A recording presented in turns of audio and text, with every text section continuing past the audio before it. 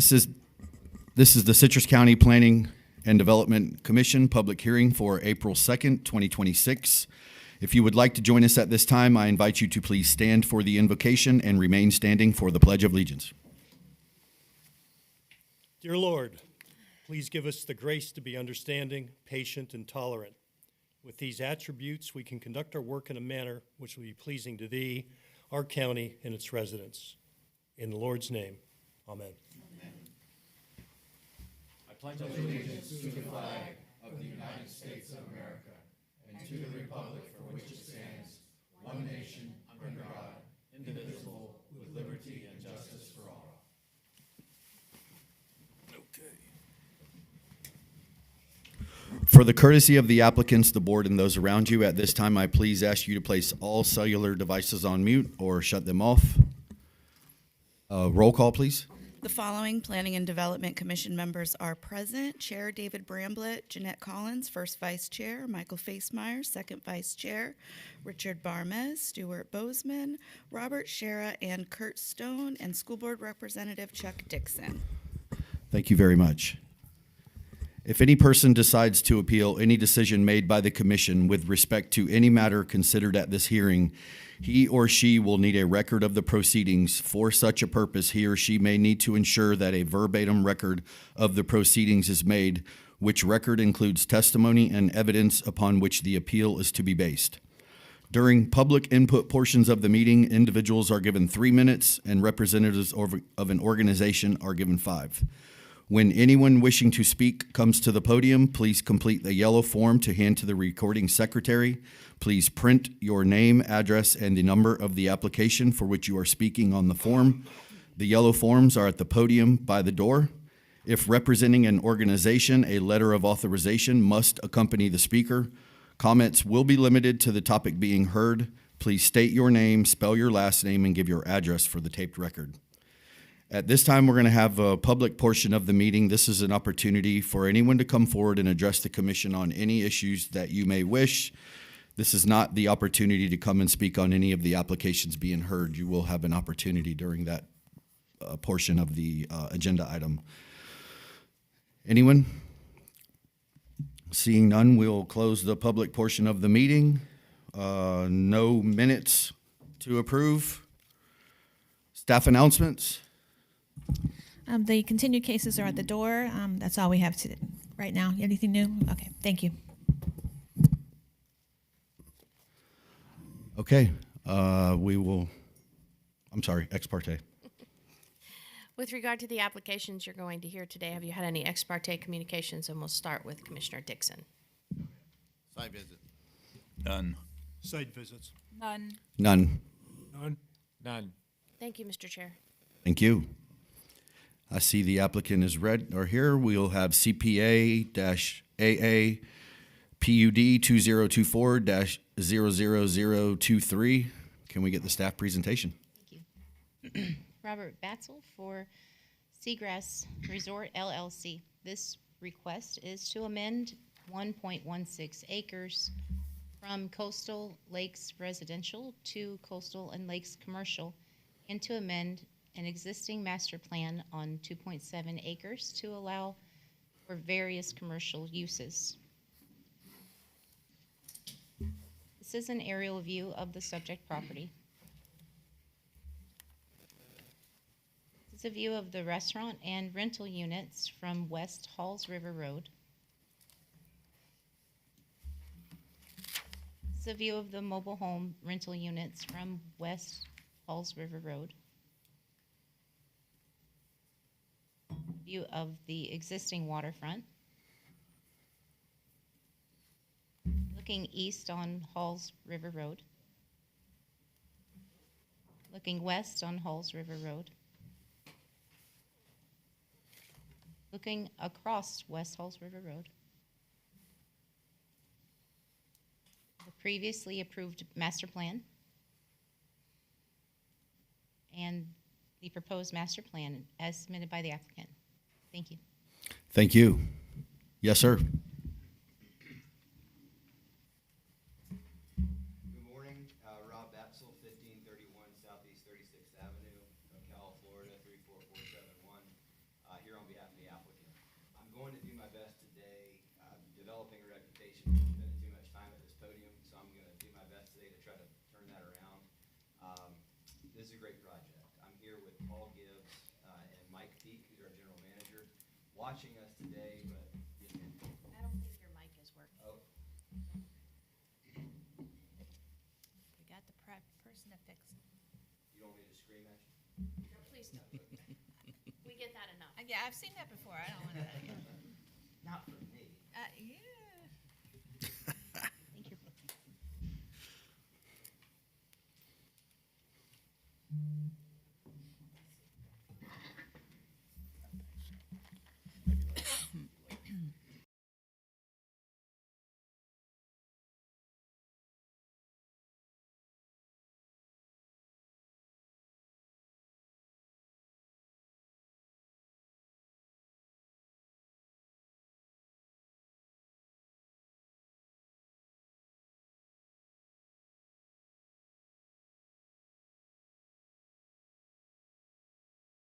We've read a lot about what's going on in the in TSA and the world today, getting from place to place. But Dorothy Green, who is the owner and principal of my client, was unable to be here today, but she's watching us online.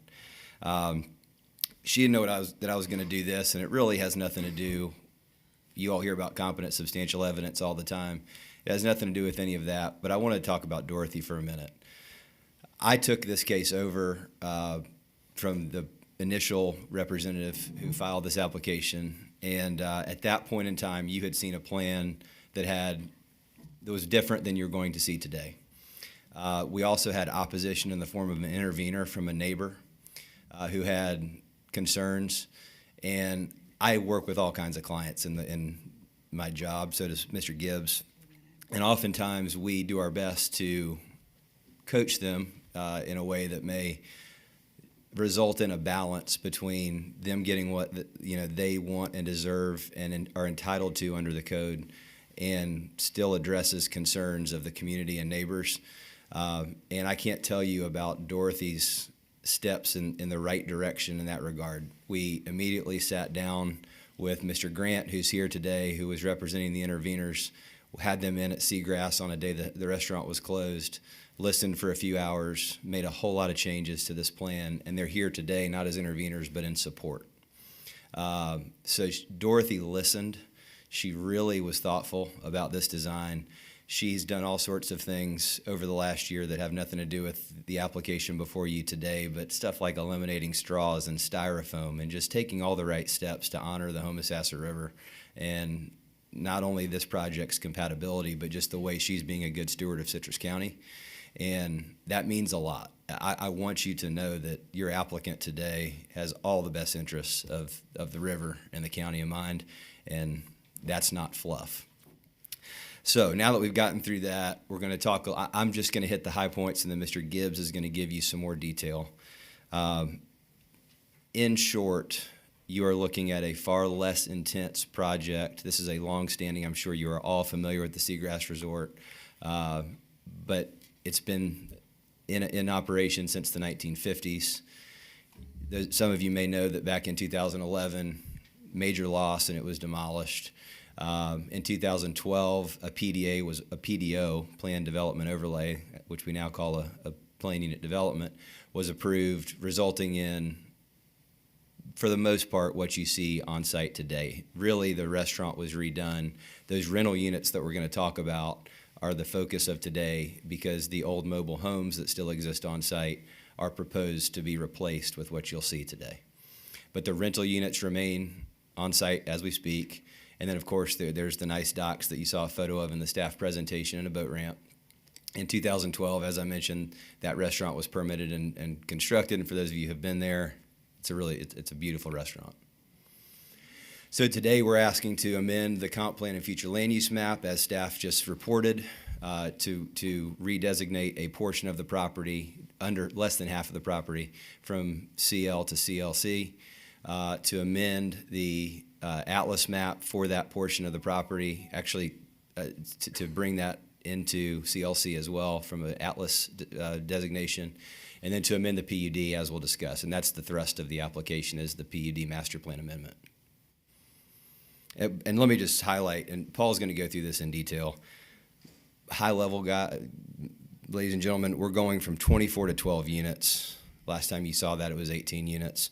We're reducing the floor area ratio significantly and well below what the comp plan designation would and the code would provide, providing adequate parking, reducing ISR, and in short, replacing a bunch of old mobile homes with some really nice, modern, flood-resistant, code-compliant structures that are going to be here to stay.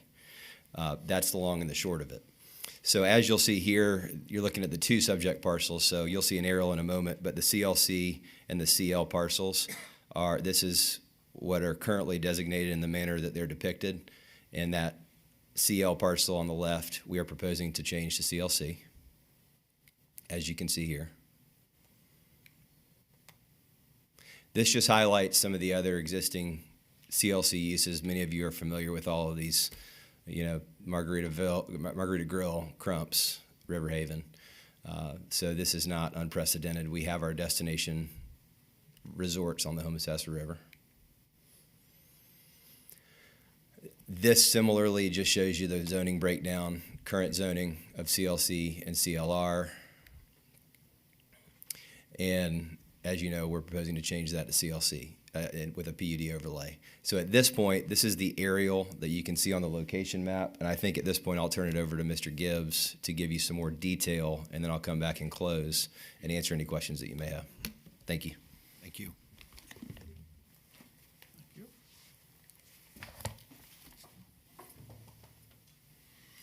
All right, good morning. My name is Paul Gibbs, landscape architect with Community Land Design located in Ocala, Florida. I think I've been working on this project off and on for about 4 years. And even though it's only a 2.7 acre project, I mean, some of these projects have a long life to them. But in any case, let's start by talking about where the project is located. We're located off of West Halls River Road. We're about 2 miles west of Highway 19 and about 1/3 of a mile west of the Halls River Bridge. And directly across Halls River Road from us to the north is the Nature's Resort Campground, which you could see pretty much all of their property there. So we're, like Rob said, we're about a 2.7 acre parcel that's been in existence on the Homosassa River since the 1950s. All right, and this is just a closer up of the same aerial. I want to point out the red arrow pointing north. That points to the restaurant, the larger building on the site, and that was built approximately 2012 era. And then the remaining buildings on the Seagrass Resort property, you'll see in the aerial, are the 24 existing resort rental units. Another aerial. The site's highlighted in yellow.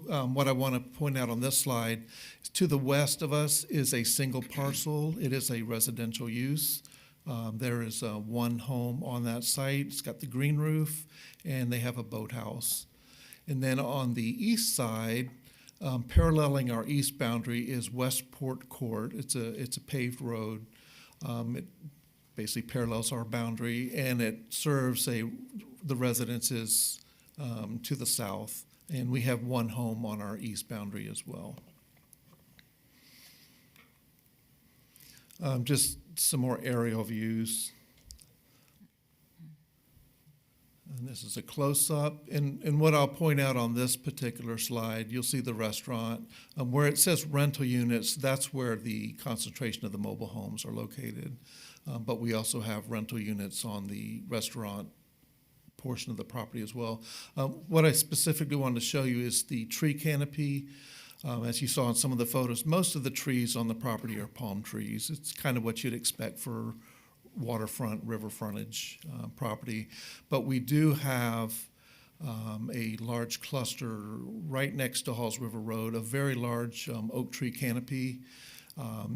On the survey, it shows several 40-inch and 48-inch trees and some 36-inch trees.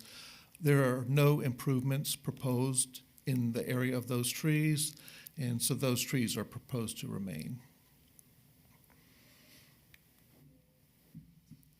Another view. And another view. All right. Rob had mentioned the existing 2012 plan. This is an image of that plan. And what I've done is I've highlighted the 24 rental units in purple, so you can see they're distributed across the property. So the 24 plans. So now we're going to look at the proposed plan. The 12 units that we're proposing, like we said, a 50% reduction, are the buildings in red.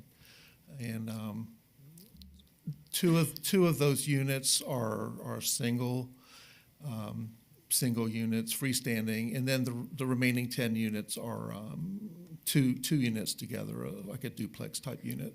One reason we did this, we wanted to keep the scale and the mass of the buildings a little bit smaller, so we didn't want to put 3 or 4 or 6 together as we could have. So we've kind of distributed these around the site. The existing restaurant is shown in the turquoise color. And just north of the restaurant is it's also in red, it's the rental office and proposed storage for the restaurant. And so we have that. And then we put in, just in case we need it in the future, attached to the restaurant, you'll see another red box, and that's for a possible future expansion of the restaurant.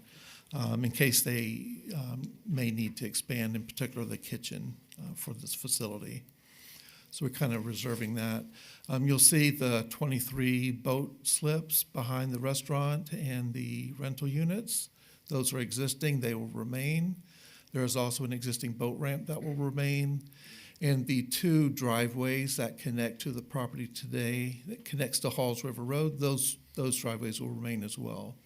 We also have 2 lift stations on the site, and so we'll be working with those. So we had a lot of existing improvements that we had to design around.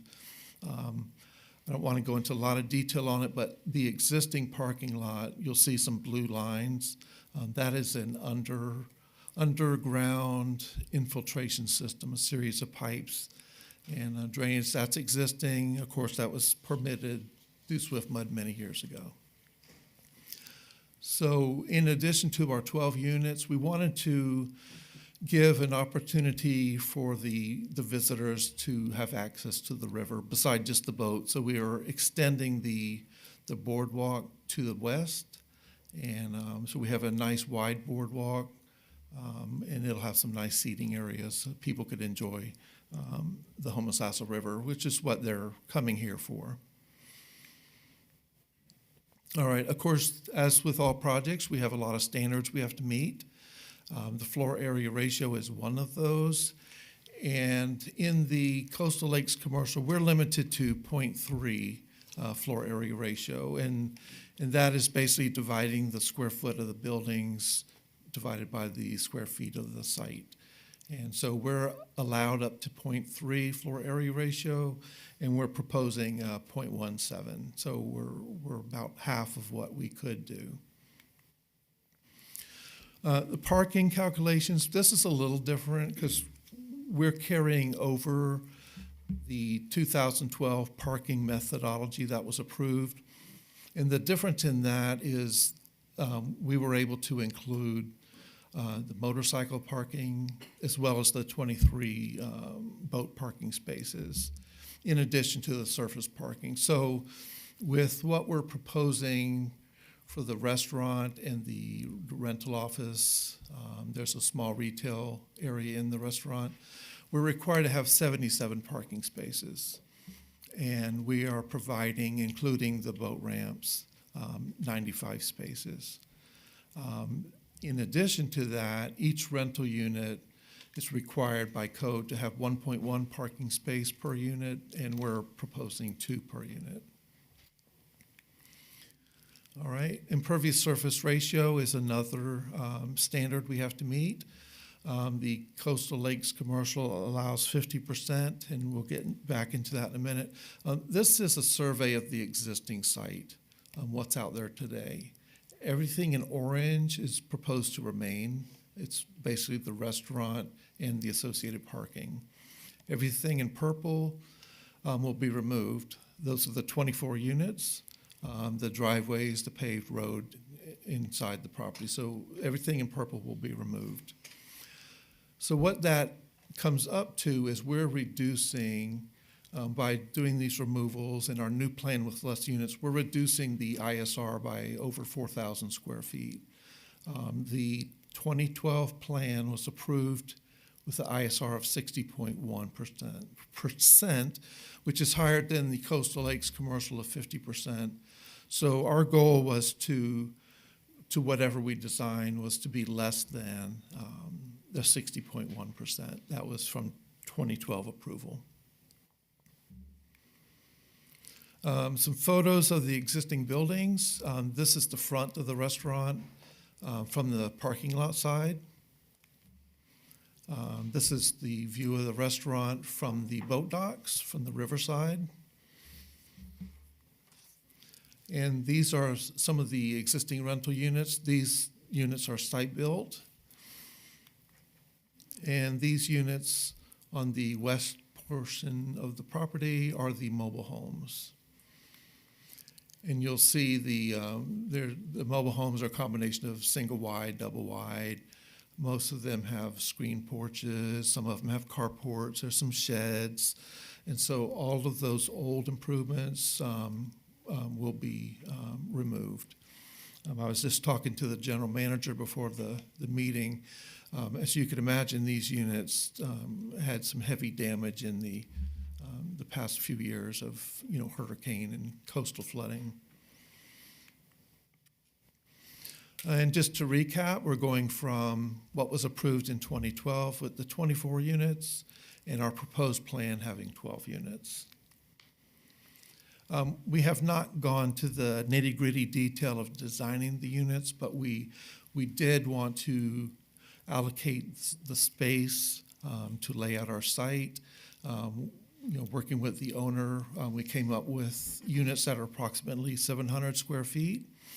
And that is about the average size of what's out there today. Today, between the cabins and the mobile homes, we're anywhere from just under 400 square feet to 1,300 square feet. So the 700 or so square feet that we're proposing, it fits within the floor area ratio, the impervious surface ratio. But it also allows units that are larger than a standard hotel. A standard hotel, like a Holiday Inn Express, you may be around 350 square feet on average. And so these are about double that.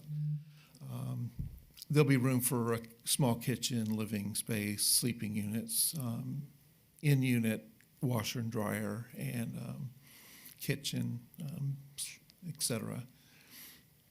So they'll be set up nice for longer-term rentals. Each unit will also have a covered porch so they can enjoy the outdoors. And because of the floodplain on the site is 11 feet and 12 feet. But because of that, the new units will be elevated and we'll have parking underneath the units. And this is a concept. I failed to mention, let's see, well, that's fine.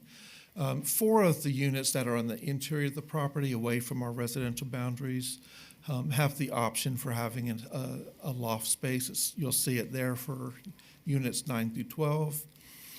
We'll have an optional loft space to accommodate larger families or parties. And so let's see if I can do this. Okay, perfect. So let's talk about building height. The coastal high hazard area, which this property is within, has specific standards related to building height.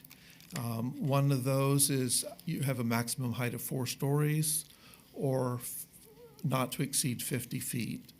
And the height is measured from the base, what they call the parking level of the ground, to the top plate where the roof attaches to the walls. So I've highlighted that in yellow. For the single level, we're at 22 feet. For the units with the lofts, we're at approximately 34 feet. So we're well within and less than the 50 feet in the 4 stories that potentially could be allowed in the coastal high hazard area. This is a different methodology in the code for measuring building height. And this is, I'm assuming this is outside the coastal high hazard area, but this measurement's from the base flood elevation to the ridge of the roof. And we have similar results, 25.5 and 35.5 feet, using those measurements.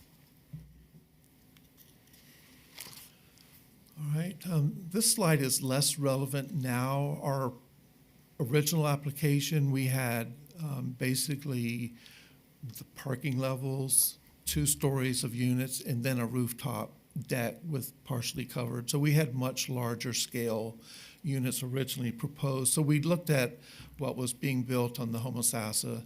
And as you can see, many of the newer construction homes in particular have parking underneath with two levels of space above them.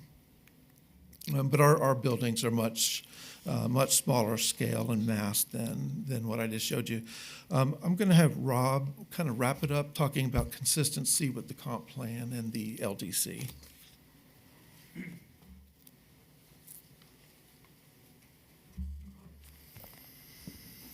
Okay, thank you, Mr. Gibbs. And I will go quickly, but if anyone has any questions, please don't hesitate to interrupt. We just now are going to hit a few of the policies and applicable provisions of the comp plan. Policy 3.3, of course, concerning buffers with water bodies. You saw in some of the photos the existing buffers that exist. These are primarily lawns and not vegetation. There's also been added a bioswale area just west of the restaurant near the waterfront, which will be a nice addition, and that's one of the reasons that ISR has come down. And the staff report does reference the fact that it's unknown whether there will be half-inch spacing between those deck boards to ensure that they're impervious and the water can flow. That will be the case. And so I believe that's a staff recommendation of approval, and like all the other staff recommendations of approval, we agree with that.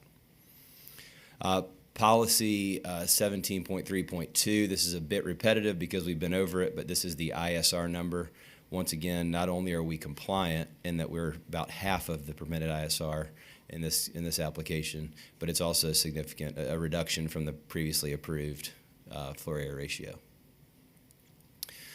So just a couple high points, and Paul mentioned these, but each buffer, and that was one of the conversations we had with neighbors, is either met or exceeded, and so we're compliant there.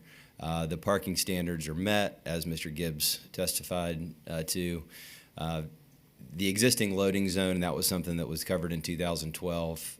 That will continue. That is a minor deviation from code, and staff can go into detail on that. I believe that's covered in their staff report. I know it is. But it was approved and will continue with that loading zone. There are no changes to the existing driveway locations. One will be widened a bit just to comply, but it's not being moved. And you saw those photos. I am going to skip over the ones that are a bit repetitive here. You can see, and we've been over many of these. If you have any questions on building height, don't hesitate. We had a couple letters on building height in the last go-round on this application. Because of the changes that we've made, and Mr. Grant, I believe, will speak to this, I do not believe, and I'm not going to promise you this because we had a great meeting on site with Mr. Grant, his clients, and then a few other representatives of others in the neighborhood. I know that they all left satisfied and that they're all now in support. I don't know, when you look at those August 2025 letters in your packet, who is included in that group and who we have satisfied and who we have not, but I believe, as I stand here today, that they are all on board and supportive of this. And that is a specific comment regarding height because that was the main concern raised last time. Concerning height, I'll just also reference if we want flood-resistant, code-compliant development on our waterfronts in the wake of these storms, we're going to need to grapple with, seeing a little bit more height when your finished floor is 15 feet above your toes. And that's just something that we're going to grapple with as a county. So this is very consistent with what we're going to see with modern development. The signage, the entrance signage will remain. That was noted in the staff report, and we'll work with staff to make sure that to the extent any of that wasn't properly permitted way back when, that we bring that into compliance. But that old existing signage will remain. You saw the concurrency information. We checked that box. Central water and sewer are provided, as well as all other concurrency issues, which you see here. Solid waste and drainage also met. So as I started, I'll sort of finish. These are the high points, and again, I'm being repetitive, but we're removing these old mobile homes, adding some really nice modern units that meet code, honoring these setbacks. It's going to be flood resistant, dropping that ISR, increasing the buffering and the compatibility with neighbors. We agree with every one of the 12 staff recommendations of approval, and we support them. And that is all I have. Of course, we request your approval. I'll come back up if necessary for rebuttal. Hopefully that's not an issue. But are there any questions before I sit down? Any questions from the staff? I do have one question, just a point of clarification. I saw it flash on the screen pretty quick, but I want to make sure I saw it right. Is the boardwalk proposed to be half-inch spacing between the boards? Yes. Okay. Yes. And to the extent that is not a staff recommendation of approval already, that's acceptable. We can accept it. Okay. I just wanted to clarify that point. You already said you're familiar with the conditions, so I have no other questions. Thank you. Any questions from the board? Mr. Bozeman. Good morning. Good morning. Having lived here a long time, I'm very familiar with the property. How many times are those old rental units flooded? Many times. Count 4 for sure. Many times.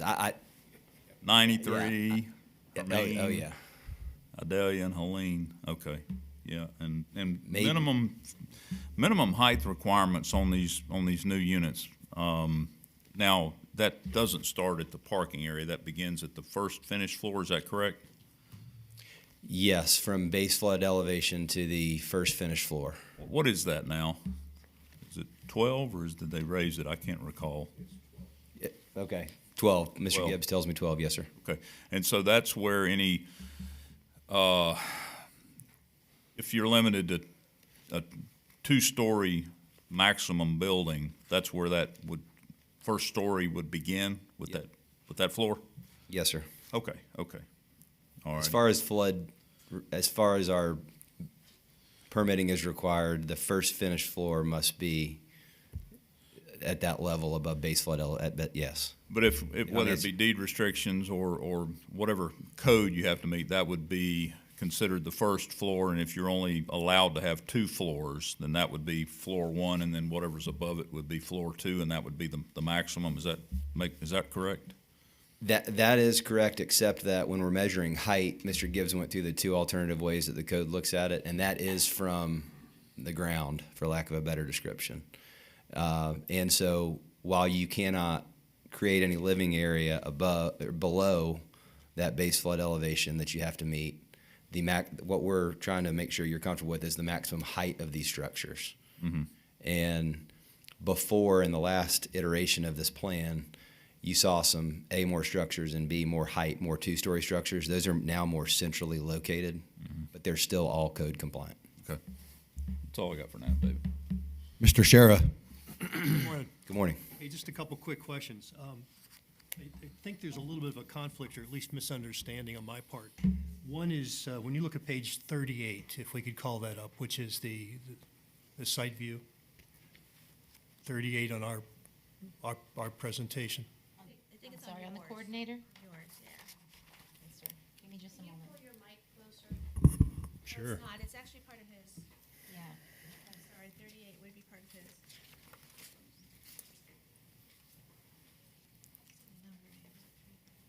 We went. It's the one labeled existing ISR with the pretty orange and purple that I like Yep. so much. Oh, That was pretty. There you go. This one? Thank you. That's it. Okay, I noted in the, in comments related to the application that there's a concrete pad on the water side of the restaurant running the entire length that was installed but was not permitted. I believe I read in the application that that would be removed and replaced with the boardwalk. Yet when Mr. Gibbs was speaking, he said, what is in orange remains. So is that concrete pad coming out? no. That concrete pad, which we have a photo of it if you don't mind, from the side, the photo that shows the docks on the, it's going to be a, Oh, that's a good one right there. Oh, I'm sorry. Oop, right there. I think that's a good picture. So you're saying that even though that concrete pad is there now, which is not permitted, it's my understanding, at least in reading that it's not permitted or is put in without permit. You're saying that you would intend to keep that? yes, sir. Okay. So And it actually, we have an image of the docks at an earlier slide, which I believe, Keep going until you're telling me to stop.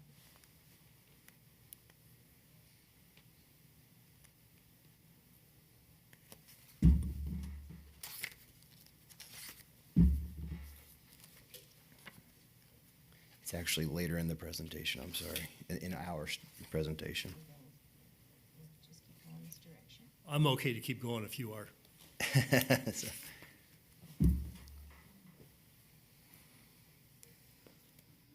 It's gonna be, I don't have them bait stamped, but it's toward the end. It's right there. Yes, ma'am. Thank you so much.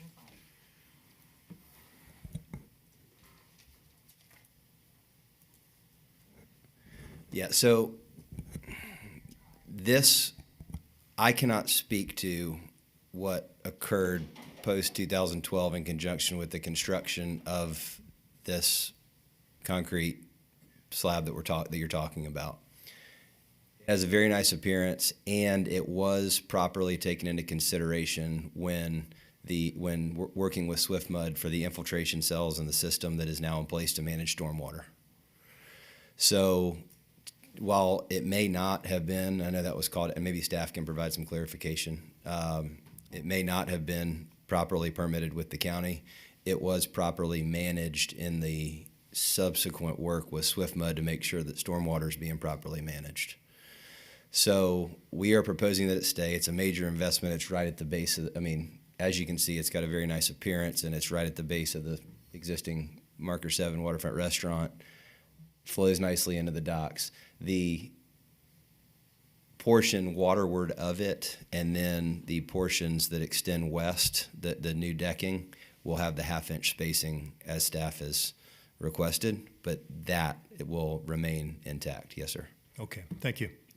Can you address what the current occupancy of the rental units is? I understand they may not be rented today because of their condition versus what the proposed occupancy will be. The proposed occupancy or the current? Just compare. What is there now, when it was occupied versus what you're proposing it will be?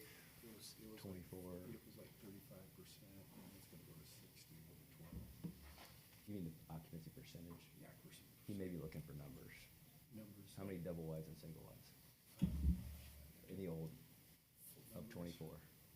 24, I can tell you, because I wasn't running that side then, so.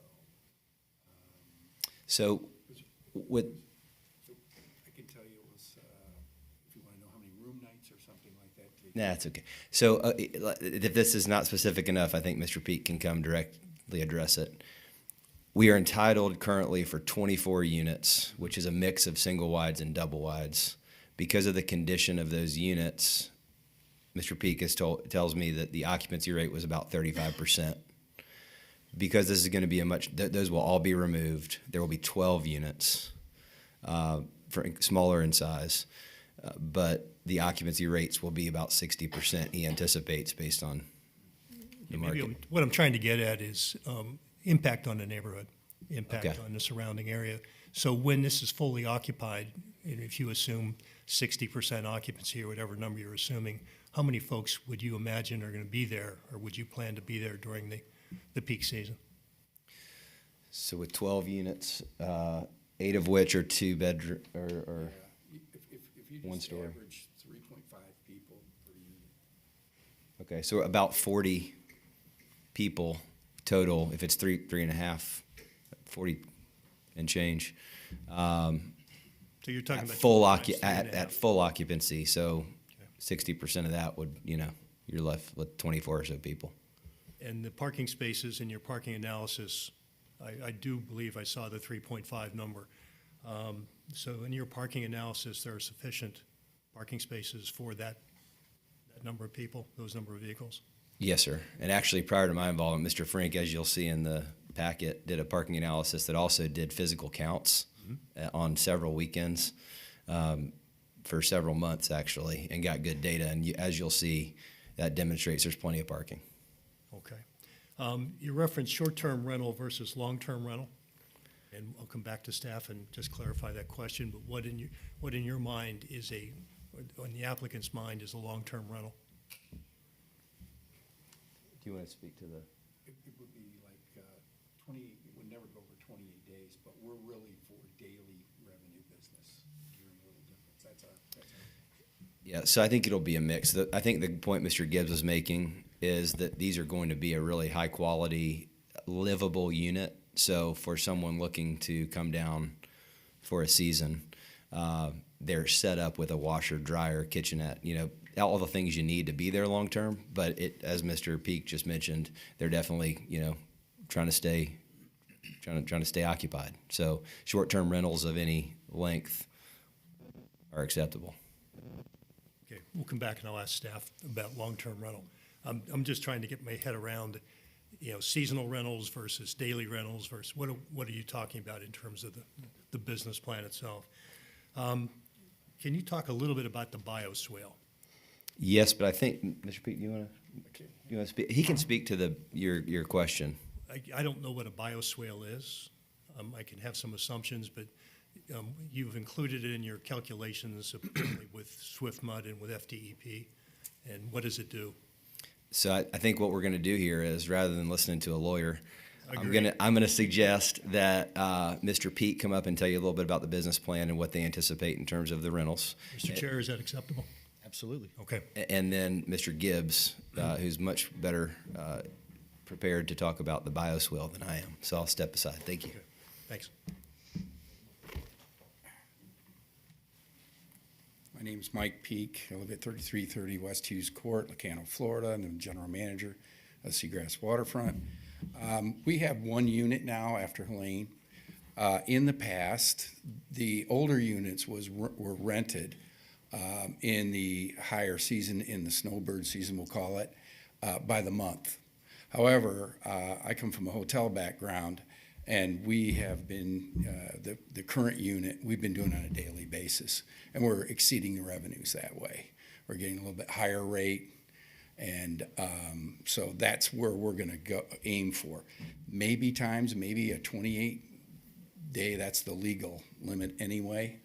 But our goal is daily, weekend packages, work the restaurant together more. Before it was ran with kind of separate. You had the resort was a different clientele than the restaurant. And Dorothy, our trustee, her vision is a calm vibe. She's got a lot of environmental things. We changed our straws, we changed our to-go stuff, we changed all that, and she wants to put this all together where it's an experience for our customers to come to experience the whole property. So we're not really, our marketing plan is not really for monthly rentals or long-term stays. Thanks.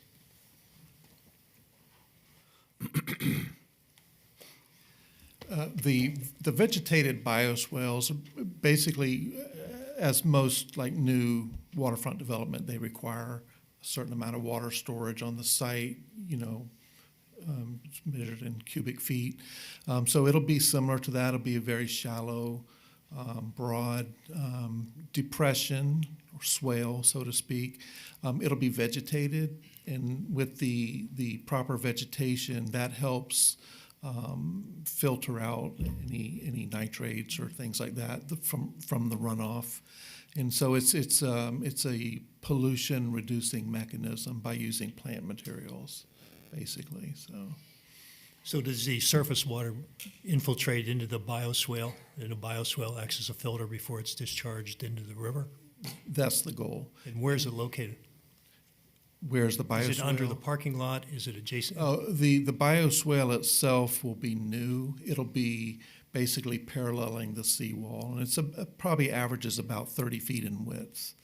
We have about 30 feet of green space between the proposed boardwalk and the new rental units. And how can you install that if you don't take that concrete pad out? That won't be behind the restaurant itself. It'll be on both sides of the restaurant and the larger river frontage on the west side, which we have a much larger green space, so we'll do that there.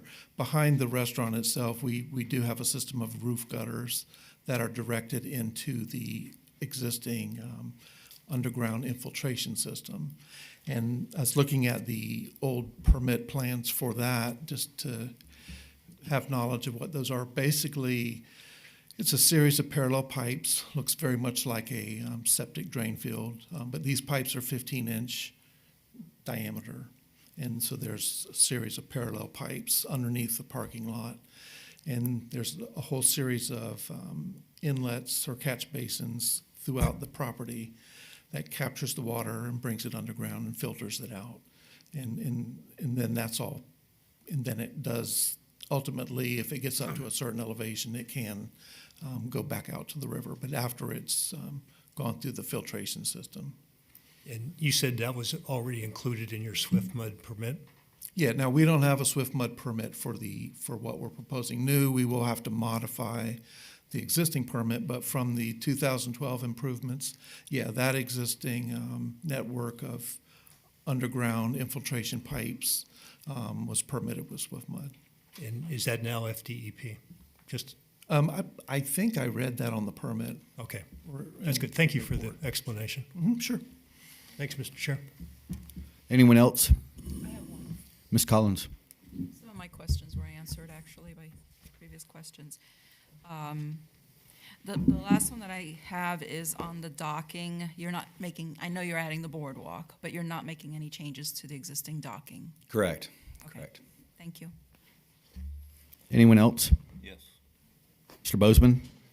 Let's get back to the stormwater management system. So these are 15-inch diameter pipes perforated to allow the water to capture and then drain down into some filtration? Yeah, I think so. I think what Mr. Gibbs was describing is there are periodic catch basins that allows for treatment prior to outfall to the next. So that's all been done prior to my involvement and post 2012 with Swift Mud. It is. I don't recall who answered the question or who asked the question, but if there's any modification to that ERP, it'll need to go through DEP. Okay. Let's talk about the parking lot and drive lanes. I'm pretty familiar with what you have there now. What's the plan for the surface? It looks like you're going to be ripping out a lot of the existing drive lanes, or maybe some of them, or modifying. What are you? Asphalt, concrete, gravel? What are we doing? I believe it would be concrete. Do you want to, Paul? You want to speak to that? Yeah, just for clarification, the new where the driveway to the new rental units will most likely be an asphalt type driveway. That hasn't been determined yet. We are looking at the potential for the actual parking individual driveways to be a pervious pavement of some sort to be determined. And then the existing parking on the restaurant side will remain gravel. Okay. What's the plan to address during the peak season, scallop season? I lived in River Haven. I encountered a lot of traffic, boats on trailers, moving in and out of your facility. Any accommodations for improving that? Because it can be challenging. I mean, and people are trying to get their boat and trailer and park into the boat ramp. What's the plan for that? Any improvements you foresee? Well, our boat ramp, of course, is private only for the resort guests. Correct. And only a certain number of those bring their own boat or trailer it to the site. The way I understand it, the general management assists with the parking of the boat trailers. The benefit to our plan going from 24 units to 12, that's going to reduce the number of potential boats that'll be trailered in. We also have a significant amount of green space remaining where many of the units are being removed and no improvements are being planned for. So we'll have a little bit of flexibility for parking the trailers on site.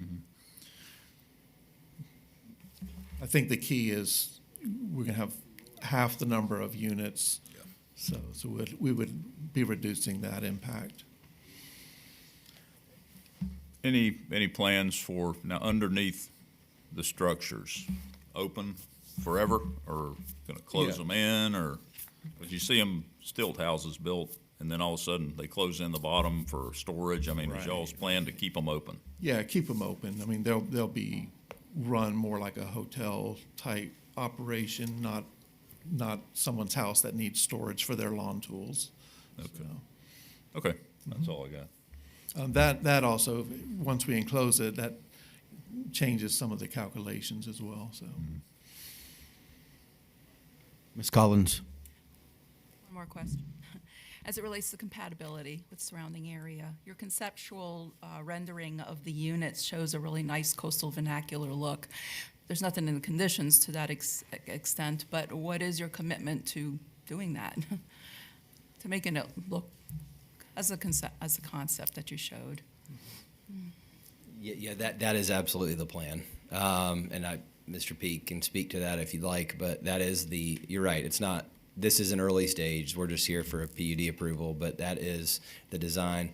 We've talked a lot about design with the neighbors, more to the extent that we reduced height along the boundaries, reoriented some buildings, and then removed in the prior plan, if you recall, there were livable rooftops with a porch. That is no longer in the plan for privacy purposes. So they're significantly reduced, but as far as architectural design is concerned, yeah, it'll be consistent with Old Homosassa. Thank you. Anyone else? I just want to touch base on the concrete patio that Mr. Sheriff brought up. So I know that you probably didn't intend to talk about it because you said ISR when you were talking about the FAR, but actually the ISR is going to be 6.5% over what's allowable on this particular project, if I'm reading that right. ISR of 56.5 instead of 50% for the project as a whole. I'd like to see that kind of talked about and maybe worked into the project, considering what we're dealing with here. And then that concrete patio, I mean, I know that is a massive undertaking to deal with, and I know that it's not really part of what we're dealing with here on the CLR to CLC. But the half-inch spacing that that wooden deck was supposed to be there for was to keep that watershed from running into the river, which with the concrete patio there now, I believe that water is just running directly off into the river. I'm going to talk to the staff about that, but I have a little bit more of a problem with that. I'd like to see some sort of remedy put together for that water that runs off there. I just wanted to let you know while I had you up here if you had anything you wanted to say or maybe comment on that, but I'll wait till I talk to the staff on that too. Okay, yeah, so I think on a historic project that is built in place, when we're before you, what we are trying to do is make sure that we are improving in any place where it's reasonable, either coming closer to complying with or complying with the code. So today you see many places where we're far exceeding the code, both with FAR and ISR for the overall site. In addition, significantly improving upon what is currently entitled. So if Dorothy wanted to proceed in accordance with her 2012 plan, she could do that, and I just can't speak highly enough of her attempts to really, without quite literally tearing out the back porch of the restaurant. Everywhere she reasonably can do so, she has absolutely made every effort to improve upon what we've got here. That's a blanket statement, but that bears itself out in relation to FAR and ISR. In relation, specifically speaking to the back porch, Paul may know more than me about this history, but everything that the prior owner, Dorothy's late father, went through with Swift Mud was to ensure that the stormwater system on site met modern requirements. And that was based on the then existing site conditions, including that portion of the walkway. So I don't want to get too far into the technical details, except to say, because I frankly don't have a grasp of them, except to say that the ERP was issued based on those site conditions. And SwiftMud, now DEP, doesn't issue ERPs unless they're confident with the stormwater treatment that's in place. I understand, and I agree with everything that you've said. I'm not trying to, I think it's a great plan. I just think that the fact that it's noted that it's an unpermitted improvement on the property, and there was a reason why it was requested to be a wood deck in the beginning. I'll speak to staff on it, but Okay. I just wanted to make note. And Mr. Gibbs may have more information than I do historically. I don't really, other than I noted it in the staff report. I mean, it was something that's what's there today. So, I mean, and like I said, we could check the SwiftMud files to see how that was addressed, but like I mentioned, I know the roof runoff for the building itself goes into gutters and goes into the underground system. I don't know for sure the surface runoff for that patio area behind it, so. Thank you. And like Rob said, our goal was to reduce the ISR site-wide. So we're, I think, 3.5% lower than the current 2012 approval, which was at 60.1%. So unless there are any other questions, we will also hear from staff and then try to better address that in our closing. Understood. Thank Yes, you. sir. Thank you. That's all unless there are any other Anyone else? Chairman, can I make a comment? Yes, sir. On that, that bulkhead that's holding up the seawall there, okay, requires a concrete cap to keep it stable, and whatever tiebacks may or may not be in there. So they don't have the ability to just willy-nilly rip off the concrete patio, because it's serving also a function to stabilize that wall. Okay, so, whatever may be the requirements of runoff and stuff, there's still the structural requirements to keep the wall intact. Understood. Thank you. Anyone else? Staff presentation.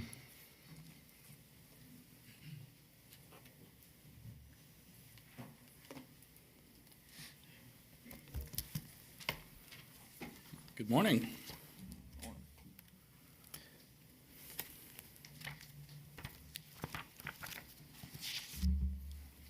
Gotta find where I was writing my notes.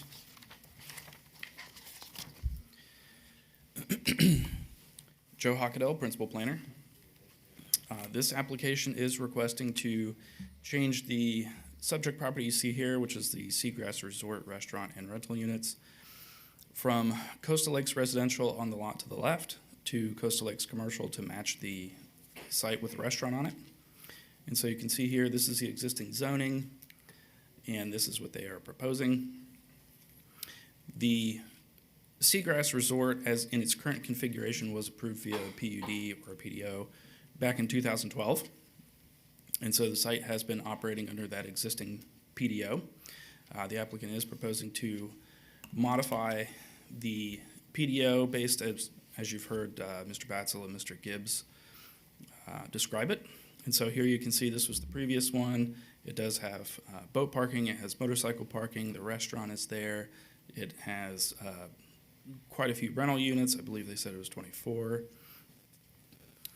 And to speak to the deck, if you look at the, whoops, I forgot I gotta go to this one. On this approved PDO, it did show this as boardwalk deck, not concrete. But as they stated, and I don't have any knowledge of this, but it seems like that was something that was incorporated into their stormwater plan, but it was not something that was part of the approved PDO. And so as part of this revision, that would be something that they would be requesting. So here's the proposed revisions. They have proposed to remove numerous structures on the property, relocate the rental units, elevate them to meet flood standards. This master plan has gone through numerous revisions. I don't remember if they ever actually got in front of the PDC with the previous applications. But this application did start as a PUD amendment only, and through conversations with staff and various revisions, it was changed into a comprehensive plan amendment to go for the Coastal Lakes commercial designation. And then it went through even more revisions after that to what you see now. So the original request did have a elevated tiki deck behind the restaurant. That's now gone. They had, as Mr. Batzel stated, 2-story units with rooftop patios on them. Those have been revised. The rental units now are 1-story with a possible loft area for these ones right here, which are interior of the site, not along the property line. So there has been a lot of revisions that has happened to this master plan over the years. And they are still requesting some deviations from the Land Development Code, but most of the deviations are either pre-existing deviations that were approved in 2012, such as the parking calculations utilizing boat dock space and motorcycle parking, or they are reducing those deviations from what was approved, such as the 60% impervious surface to now 56%. And so here you can see these are the rental units. The existing mobile home rental units you can see right here. They are proposing to modify those, bring them up to flood standards with the 1-story units located up here and then the 2-story loft units there. Oh, that's all I got. And so this request with all the revisions that have been made, even with the deviations, does appear to be compatible with the adjacent area. The rental units are now at a height similar to a lot of the residences out there. And so, we do have some some suggested conditions if the board would like. As far as the rental unit term limit, the Land Development Code doesn't specify between short-term and long-term. They're just, they're not residential units, so they would have to be transient in nature. And speaking to the patio, we could modify a condition if the board wishes to direct runoff away from the river or something to that nature if you so choose. Any questions from the applicant for staff? No, sir? Any questions from the board? Nobody? Mr. Shara? Morning, Joe. Morning. Going back to a previous comment about the parking lot for the, for the proposed area. What's there now over adjacent to the restaurant is gravel or compacted gravel at this point. And there was some discussion without definition that the new drive might be concrete or it could be something else. Is there any concern about a paved driveway with the fact that all the accumulated oils and things and runoff from the driveway as compared to a loose gravel type of driveway? I can't speak to concerns about runoff based on the material type. What I can say is the Land Development Code does have a provision. Typically when we see vehicle use areas, access aisles, parking, they are required to be asphalt or concrete. However, there is a provision in there that says based on approval from technical services, they can be an alternative material. And so they can use gravel, they can use other different materials as approved by tech services. I'm not an engineer, so I can't speak to how those would help or hinder. But my understanding is depending on the material used, it could affect the stormwater. In other words, it could be totally impervious, or if they use a material that's partially pervious, that might be able to help them a little bit. So knowing that neither you or I can address these issues technically, during the technical review by the county, and they look at this, and particularly in terms of storm catch basins, runoff basins, is that part of the county review? So if they revise their SwiftMud permit for stormwater and SwiftMud approves it, then technical services would accept SwiftMud's approval. Okay, so this is a SwiftMud directed issue, then not a county technical issue? If they don't go to SwiftMud to revise their plan, then my understanding is that technical services will do a full review of their stormwater. I see, okay. So it that would be will be part of the fully group. reviewed by either the county or SwiftMud. And that, that runoff would be part of the broader stormwater management Correct. calculation. Okay, thank you. Mr. Chair, before we conclude the staff presentation, and there might be other questions too, but based on what you're talking about with stormwater, the stormwater management plan must meet requirements of Citrus County Land Development Code in effect at the time of permitting, which could also be SwiftMud, either or. Perhaps adding a clause that says, including a provision for no direct runoff from the rear concrete patio to the Homosassa River, because we don't know if that was part of their ERP or not, and that would cover it in the condition that they have to make sure they do that. Just a suggestion based on your comments. Thanks. Anyone else? Mr. Barmes?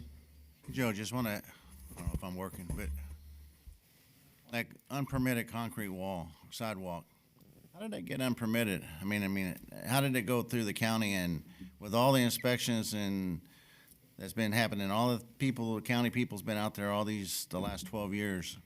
How did that go unnoticed by the county? And what would the county do if we didn't, now that you know about it, what can you do as a county? I can't speak to the prior permitting and how that was not addressed under previous permits, but I can tell you there have been no code compliance cases reported that I am aware of complaining that material is not what was in the approved PUD or PDO. Thank you, Joe. Thank you. Anyone else? Seeing none, thank you, Joe. Okay, we will open the public portion of the meeting. Before we do, we have a room full of people. I utilize this opportunity to try and educate on the platform that I have at the moment, which includes a microphone. Before we open up the floor to hear from all of you, I want to take a quick second to talk neighbor to neighbor about who is sitting up here today. Everyone you see on this board is a volunteer. We are not here for a paycheck. We're here because the BOCC asked us to serve 4-year terms to look out for the people of Citrus County, our friends, our family, and our neighbors. The BOCC intentionally brought together this cross-section of people. We've got real estate brokers, builders, engineers, HOA presidents, and planners because they wanted a board that truly represents you.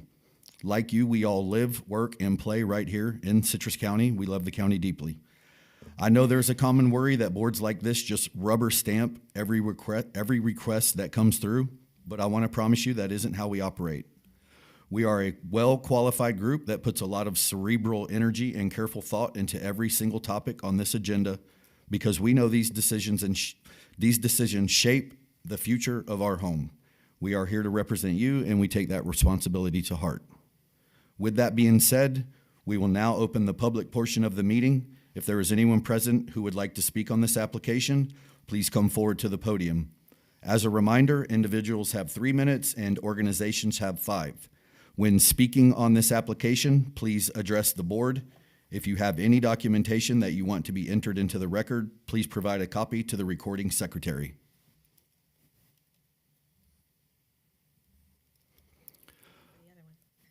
Anyone? Good morning. My name is Bill Grant. I'm here on behalf of the neighbors of the project. Who's the recording secretary? Thank you.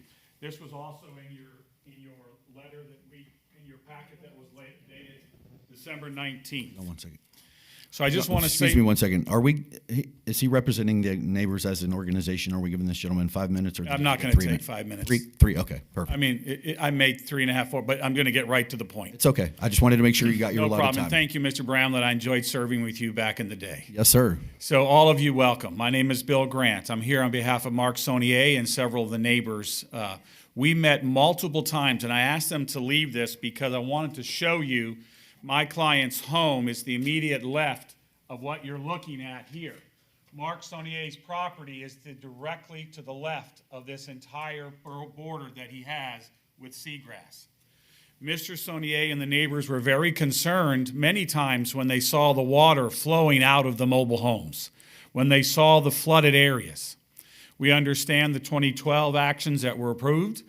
And we met with Mr. Gibbs. Mr. Olters was one of our experts. Ms. Craig was one of our experts. Ms.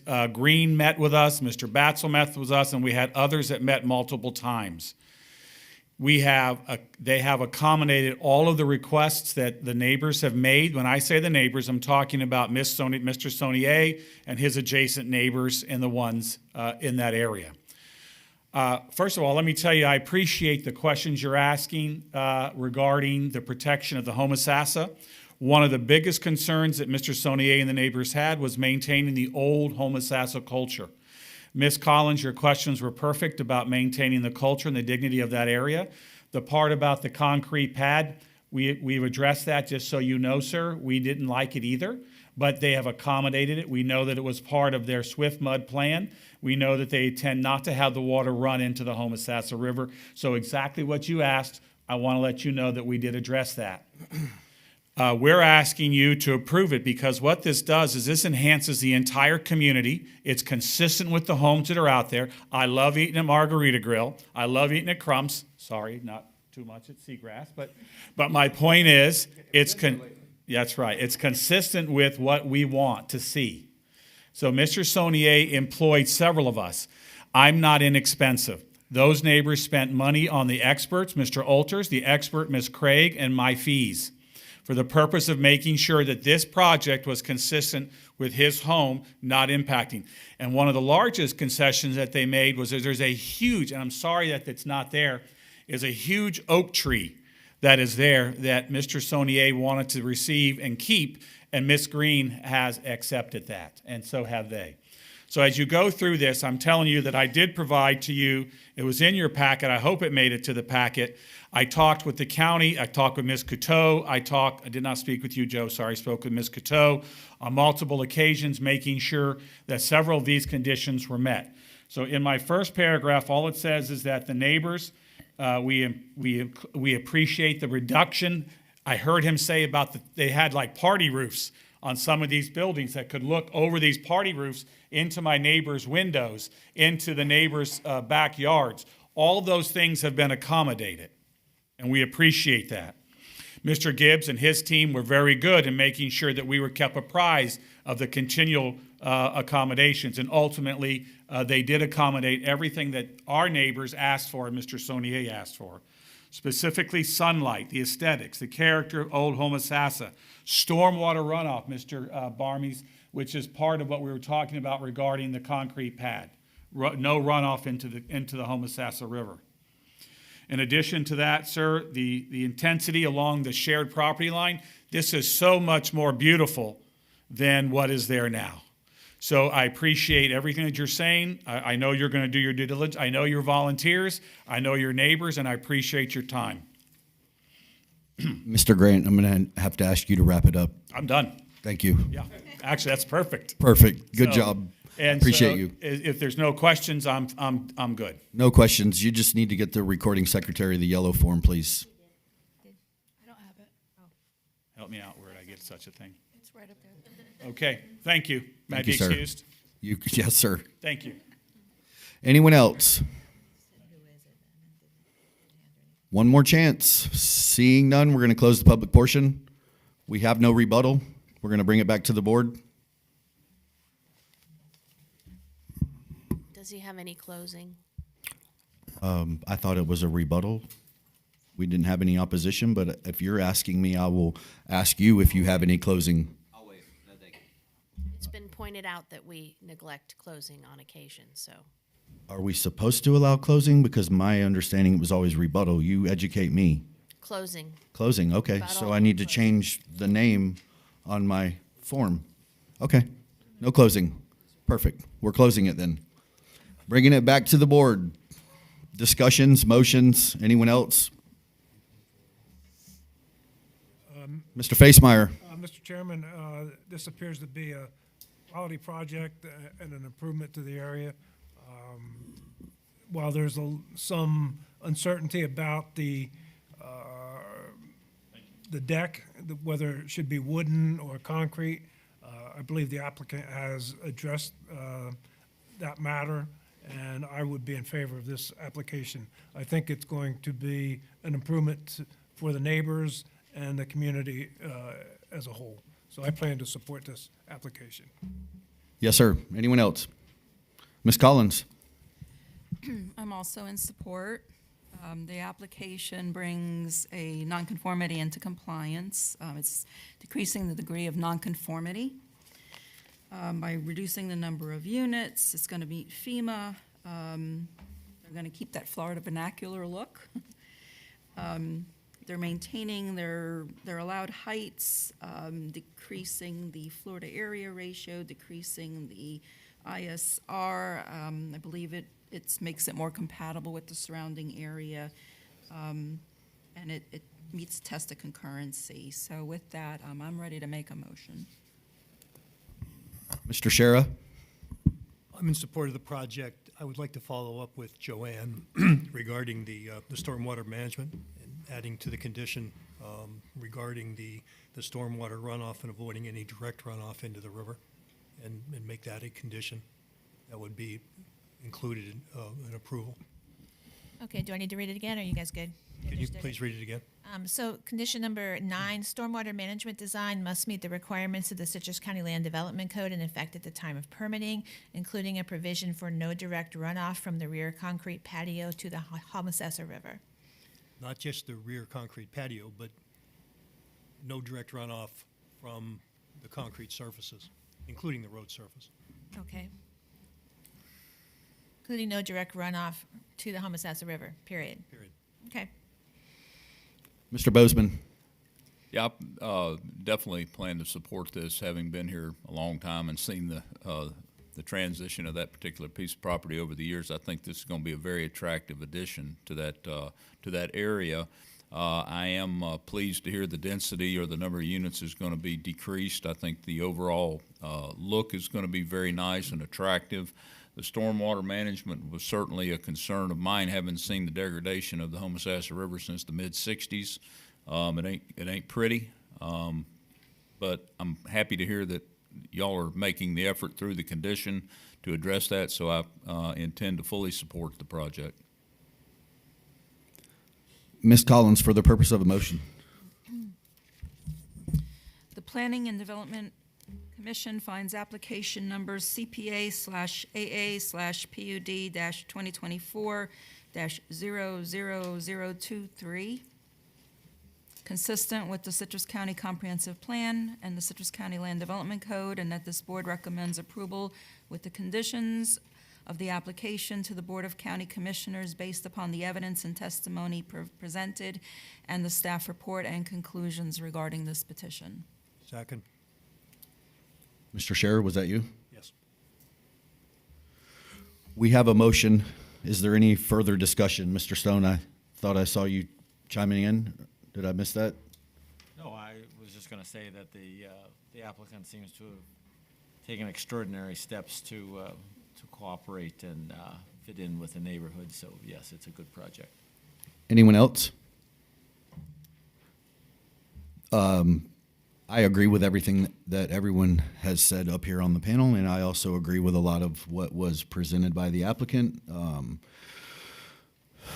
The 5-year-old in me wishes, that CLR lot would just be returned into a single-family home property. I know that would never happen. There's, what's fair to the owner is obviously the vested rights that are in it. The degradation of the Homosassa River is something that I've seen that isn't pretty, as Mr. Bozeman said. A lot of that degradation is due to, to the runoff. So we've got a situation here where we have a patio that was unpermitted, that in my opinion was sort of glazed over in this application. I don't know how that would work with the building department. I know that if this was a homeowner coming in front of us, that we've had homeowners come in front of us with unpermitted improvements on their property, and things have been handled much differently. I'm not really sure what else I want to say on that. I'm not really satisfied with that unpermitted concrete patio. I know that those wood decks with half-inch spacing over that ground that was supposed to catch some of that runoff was there for a reason. How that got through the cracks for lack of a better term, no pun intended. I don't know, but I will vote in favor, and I would like to see and make sure that the additional wording that we added to the condition for that particular area, Mr. Batzel, as well as the additional 6.5% ISR, considering that, you know, we're making a substantial change to this property. I know it's not part of the condition. It's an allowed deviation. You guys are reducing it, but you know, 50% is 50%. Maybe that concrete patio that's there is that additional 6.5%. I don't know. I don't have time to do the math. With that, if there's no additional discussion, we'll have a vote. All in favor? Aye. Opposed? Motion carries unanimously. It's 10:21. We're going to take a 9-minute recess at 10:30. Please be back.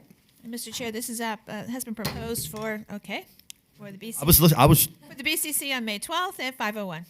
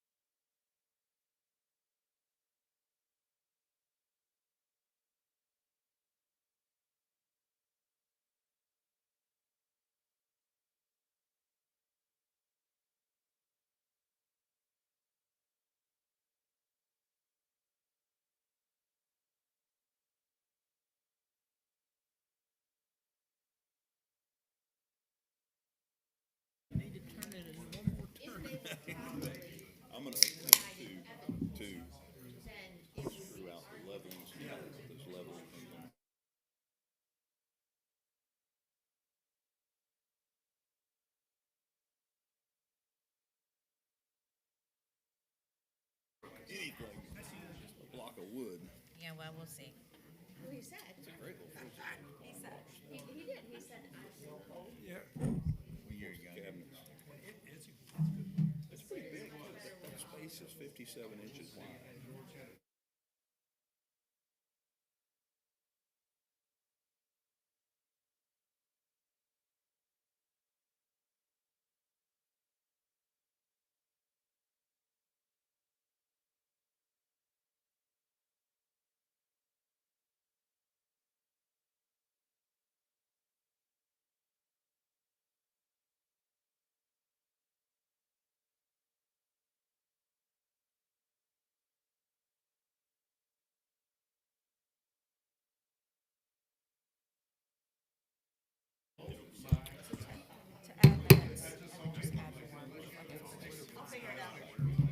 All righty, here we go. It's 10:30. Starting on time as planned. Ms. Hoover, with the presentation, please. Yes. CPA AA PUD 2025-00002, Cabot Citrus Farms. This application proposes to amend the future land use map and LDC Atlas map for residential and non-residential uses. The site is approximately 220 acres in size and lies on the south side of US 98 West Oak Park Boulevard.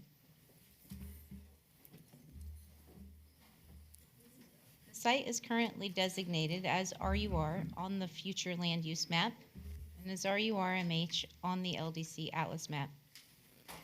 The applicant has proposed a new land use district in the comprehensive plan called CRR Citrus Cabot Farms Resort.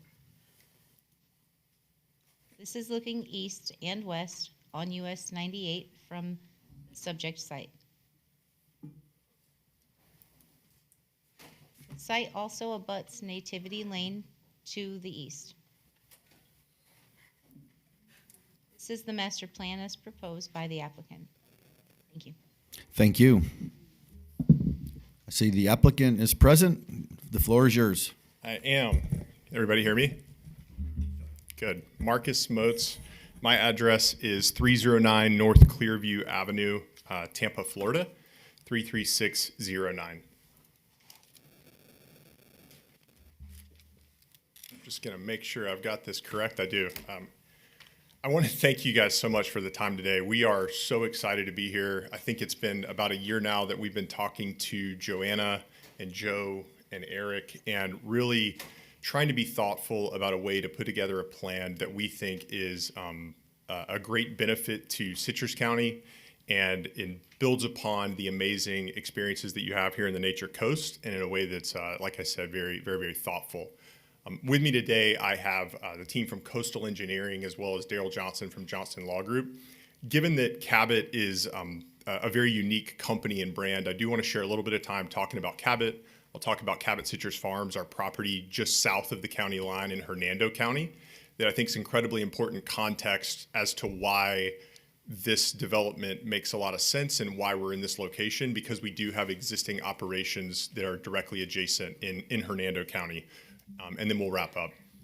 A little bit about Cabot. So we are a developer and operator of world-class golf resorts and destinations, and we have properties in Europe as well as North America that are, as you can see, incredibly scenic based on some of the imagery that's on the screen right now.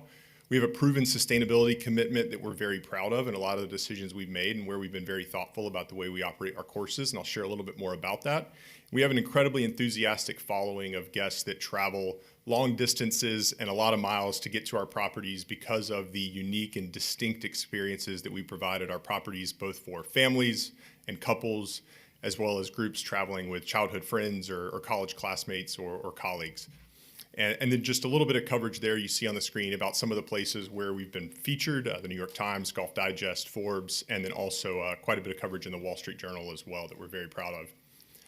And this is just a quick highlight on some of those destinations. The first one there in St. Lucia, the second one, Cabot Citrus Farms, which is our property in Hernando County, Cabot Cape Breton, which is the third one there, which is in northern Nova Scotia. It's actually in Inverness, Nova Scotia. And then the property next to it, Cabot Highlands, which is in Inverness, Scotland. So we love to operate near Invernesses as we are now looking at Citrus County. And then a property in Bordeaux as well as Revelstoke in British Columbia. So this image here is a quick summary of our existing operations in Hernando County that I previously mentioned. So the top of the screen would be the Citrus County, Hernando County line. And so this is our existing operation in Hernando County that we originally acquired in 2021. This was previously the World Woods Golf Resort. And this was a highly regarded golf course that had been greatly underinvested in for a number of years and had fallen into decline. And we were able to come forward and achieve the original vision for this property. And what this property was always missing was on-site accommodation. And so you had two 18-hole golf courses that were very highly regarded, but it was entirely a drive-to market of daily fee golfers with no ability to stay on site and stay on property and then continue to enjoy the asset overnight for multiple days. And so what we did is we completely renovated the golf courses. We brought in new golf course architects, really transformed them. They've been very, very well received. And then as a part of that, we've also built out a village there that's clustered with a number of cottages that are a mix of 2 and 4 bedroom cottages. There's 36 of those now. And we're also in the process of continuing to build that area out with some larger lots that will serve with larger homes that I'll show some images of as well. And so we've got a number of years of continuing to build there and continuing to build out that experience. But as a part of that, we've also been looking at expanding into Citrus County to continue to deliver on this experience and really make this a world-class destination. Two other items I wanted to mention. One is that we are utilizing a community development district to operate the resort. And I just wanted to mention that because I know that that's something that's a little bit more technical, but that frequently comes up in these types of meetings. And so as it relates to our governance and our ability to maintain and operate this at a high level, we are using a community development district, and we would likely look to do that as a part of the expansion into Citrus as well. And at the bottom, I did want to share just a little bit about our employee breakdown and our team members and where they come from. Because we are a resort and not just a single family residence development, if you will, we actually have quite a high head count of team members on site. So we're roughly 300 team members at our property right now on a day-to-day basis. And so between our agronomy staff, our resort operations, our golf operations staff, maintenance, et cetera, we have 300 team members on site on a daily basis. And the breakdown of those is we currently have 180 team members that live in Hernando County. We have 90 that are coming from Citrus and then 10% from other locations. And the reason I think that's important is because it's been really impactful in those individuals' lives. And a lot of those folks were previously commuting to Marion County or down to Pasco or Hillsborough because they couldn't find opportunities in their desired career field within Hernando and Citrus, and now they are. So we're very proud of that. And one example of that I'll give is 2 of our team members graduated from USF and Florida Gulf Coast, both of whom grew up on the Nature Coast. They moved away for school, they got their degrees, and when they went to move back, we had opportunities for them that allowed them to move home and be close to their family and work on the Nature Coast. And I truly believe that but for Cabot, those individuals would have been lost and we would have had that brain drain of high-performing individuals from the Nature Coast having to move away. And so we're really proud of that, and we're going to continue to deliver on those types of stories in the years to come. This is a quick aerial bird's eye view, if you will, that shows our village in its current form, just to kind of give you an idea of how this functions and operates. So these are our 2 and 4 bedroom cottages here. As you can see, these are tightly clustered because we want to limit the amount of areas where we develop vertically. And so we cluster everything together, which provides for an enjoyable, dense, walkable village where our golfers are able to enjoy that area and then play out into golf and then come back in the evenings. And there's also food and beverage offerings here at the bottom left area of the screen where you can see our Grange Hall, which I'll share a little bit more about in a minute. So this is some imagery of what we've currently built on site. So these are not renderings, these are actual photos. So this is one of our cottages and then some views of our porches and then our interior finishes as well as some of the views out to golf. And then on this screen here, there's a couple more images that are more concepts of things that we'll continue to develop as we build out. And so part of our analysis and how we are trying to respond to the market is delivering a product that meets the desires and interests of maybe just a single couple or 2 guests that want a unit that they can enjoy by themselves, all the way up to a group of maybe 8 to 12 that all want to be under one roof as well, and providing a mix across the board. And so some of our images here are up to 7 bedrooms and then down to 1 bedrooms. But as you can see, it's a consistent vernacular and design, and we feel is of a very high quality. And then images here, so the top left is our food and beverage offering at our Grange Hall. The bottom right would then be an interior image of that same structure where our guests enjoy 3 meals a day restaurants currently. And then a couple of other images from across the site where we have our porch in the bottom left, which is a hilltop area with a food truck and a wood-fired pizza with great sunset views. And then also one of our comfort stations on the golf course in the top right, which is where our guests enjoy and grab food and beverage while they're on the golf course property. And I did want to talk about sustainability for a minute as well, because it's something that is important and near and dear to our hearts that we think about every single day. I serve on our Global Sustainability Committee, of which there are 10 members across Cabot. So we are very proud of a partnership that we have with Audubon International, where we've committed to their Signature Platinum certification for our projects.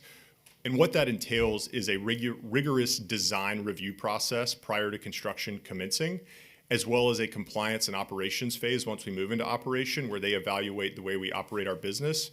And that entails both environmental permitting and design, considering any types of native wildlife that we want to make sure that we consider and coexist with in a thoughtful way, water use reductions, water quality, and then fertilizer and pesticide reductions as well.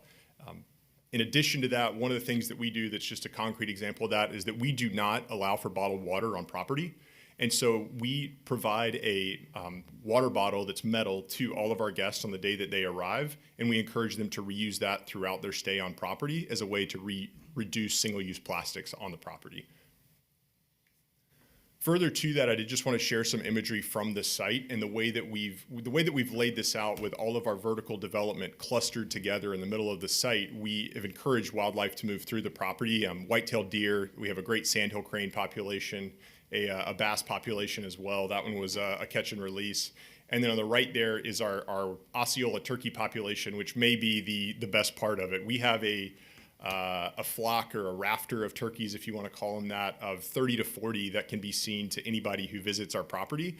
And because of the way we've clustered that vertical development in the middle to allow for wildlife connectivity around the perimeter in a lot of different ways through the property to connect to some of the adjacent protected areas, we think it's a great way to coexist, and the wildlife have really enjoyed that and flourished out there.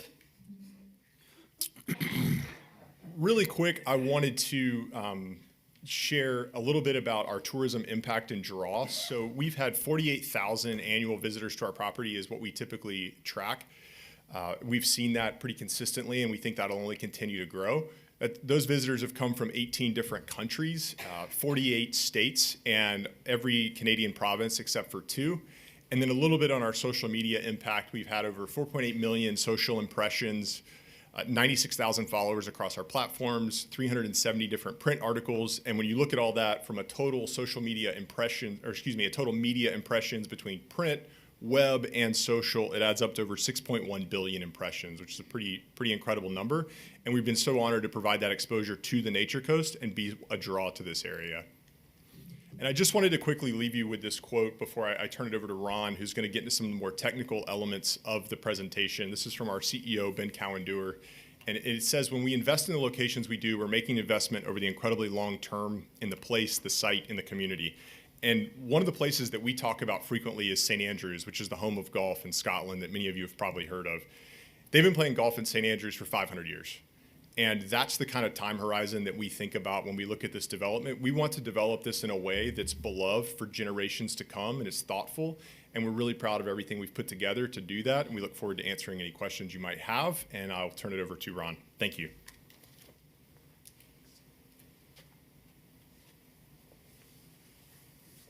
Thank you, Marcus. Good morning. My name is Ron Pianta. I'm an AICP certified planner with Coastal Engineering in Brooksville. Our address is 966 Candlelight Boulevard. Oops, backwards. There we go. So where I want to start with you is I want to just give you a quick project summary. The current zoning on the property is RURMH. The property owner is Citrus Land Co. LLC, and the current land use is RUR. The location is adjacent to the county line, south side of County Road 480, and north of Cabot Citrus Farms Resort. The application that you have before you is an amendment to the comprehensive plan, and we're doing a couple of things. We are amending the land use map, the future land use map, to create a sub-area plan, and that also includes comprehensive plan text or policies in your future land use element. Those policies will guide development. And I guess the technical term that you use for that is a sub-area plan. And we'll show you've seen the plan, your staff showed it to you, but you'll see it again. That is the plan that's going to be actually incorporated into your comprehensive plan. This request also includes a change in zoning to PDR, and development will require approval of a PUD master plan, which gives you an extra level of control.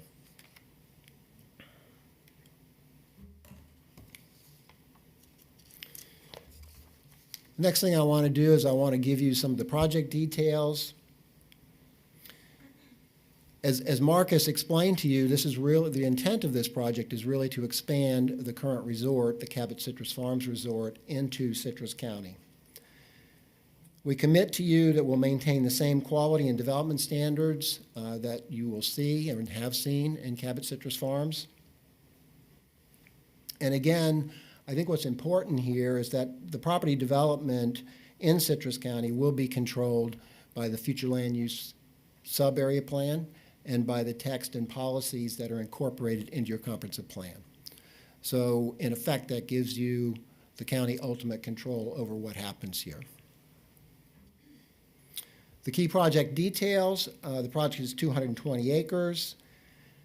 50% of the site will be dedicated to open space. This does include golf and passive recreation, which I think is an important consideration for you, and it's an important consideration as part of the sub-area plan. We're also including a 100-foot natural and enhanced buffer adjacent to private properties in County Road 480. In addition, there will be a 20-foot natural and enhanced buffer adjacent to conservation land, which is essentially to the north and to the west. The project has primary single access to County Road 480.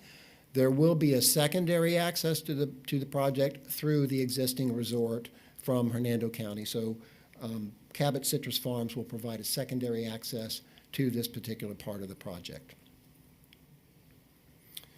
Another aspect that I think, a detail that's very important is, as Marcus explained to you, the intent is to create kind of a village atmosphere, and the development will be located internal to the site, and recreation, golf, open space, and buffers will be used to separate the developed part of the property from surrounding properties. The development would consist of a maximum density of 3 dwelling units per acre and 100,000 square feet of resort amenities. And again, that part of the development that is not regulated by the plan text in the sub-area plan will be regulated by your land development code, and we will have to be compliant with those standards at the time of development. Central water and sewer will be provided. What's important about this is there'll be no external utility service to the rural area.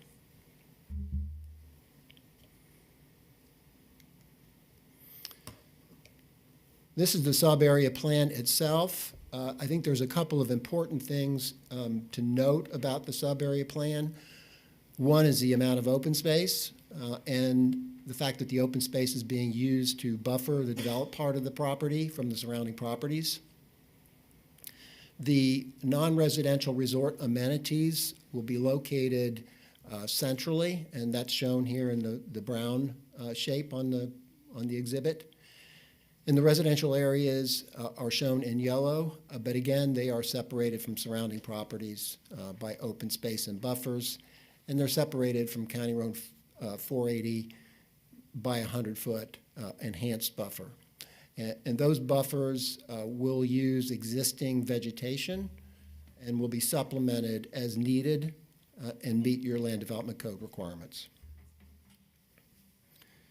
The resort amenities will include short-term hotel units, food service, gifts, clubhouse, other recreational amenities. The residential uses will be single-family. Some of them will be detached, and some of them will be attached up to 8 units in a structure.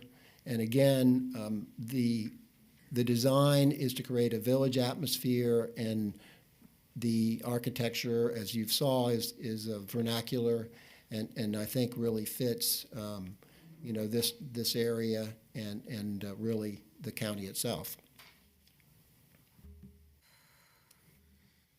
All the residential units will be designed for short-term occupancy, consistent with use of the site as a resort. And again, the development standards are contained in the sub-area policies in the comprehensive plan text. This exhibit is a visual of the buffer and open space as it currently exists in the existing resort, Cabot Citrus Farms. The buffers and open space that would be used for this part of the project will be consistent with that in terms of look and design. And again, the goal here is to retain as much natural vegetation as possible, both in the open space and buffers. And they will be enhanced, the buffers will be enhanced as required by your code.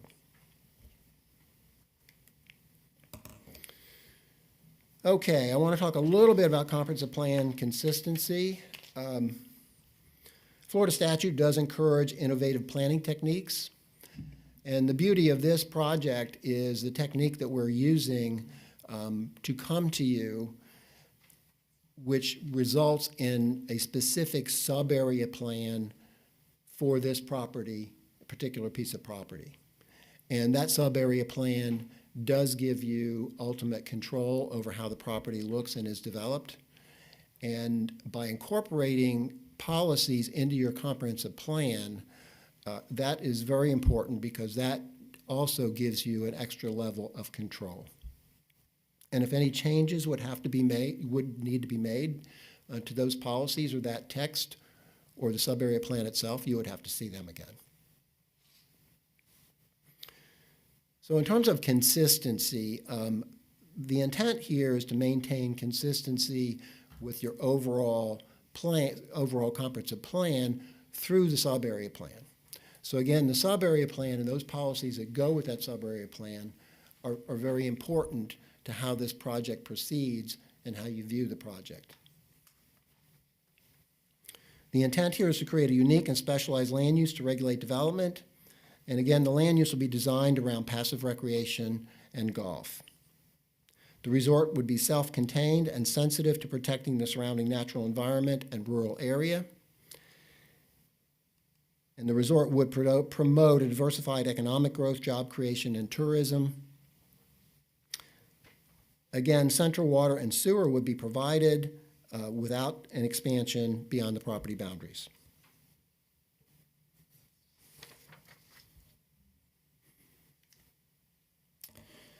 I won't spend a lot of time on this particular slide, but I think it's very important because of the process that we went through with your staff to actually get this application before you. And we worked closely with your staff to make some changes to our original application. This slide does two things. One, it identifies the changes that we've made, which are part of your agenda packet, to the sub-area policies. And two, it identifies additional recommendations that your staff is recommending, additional changes to the policies. We support those changes, and we would ask you in your recommendation for approval to include those changes recommended by staff.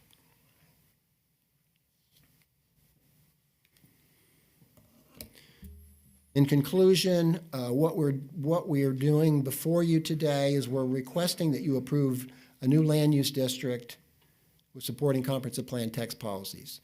So the district and the policies would be incorporated into your future land use map and your future land use element. The sub-area plan and policies become part of the comprehensive plan. They do provide strict control over development. Actual development will require approval of a PUD plan, which is an extra layer of review. The project does provide added benefits to tourism, and it's really the intent of the comprehensive plan amendment to be site sensitive, sensitive to the surrounding rural area through site-specific design, the use of open space and buffers. This does represent a unique opportunity to expand a world-class destination golf resort, and we do commit to you that we'll maintain the same quality and development philosophy of the Cabot brand. And with that, I will turn it back over to Mr. Moats, and we will be glad to answer any questions. Thank you.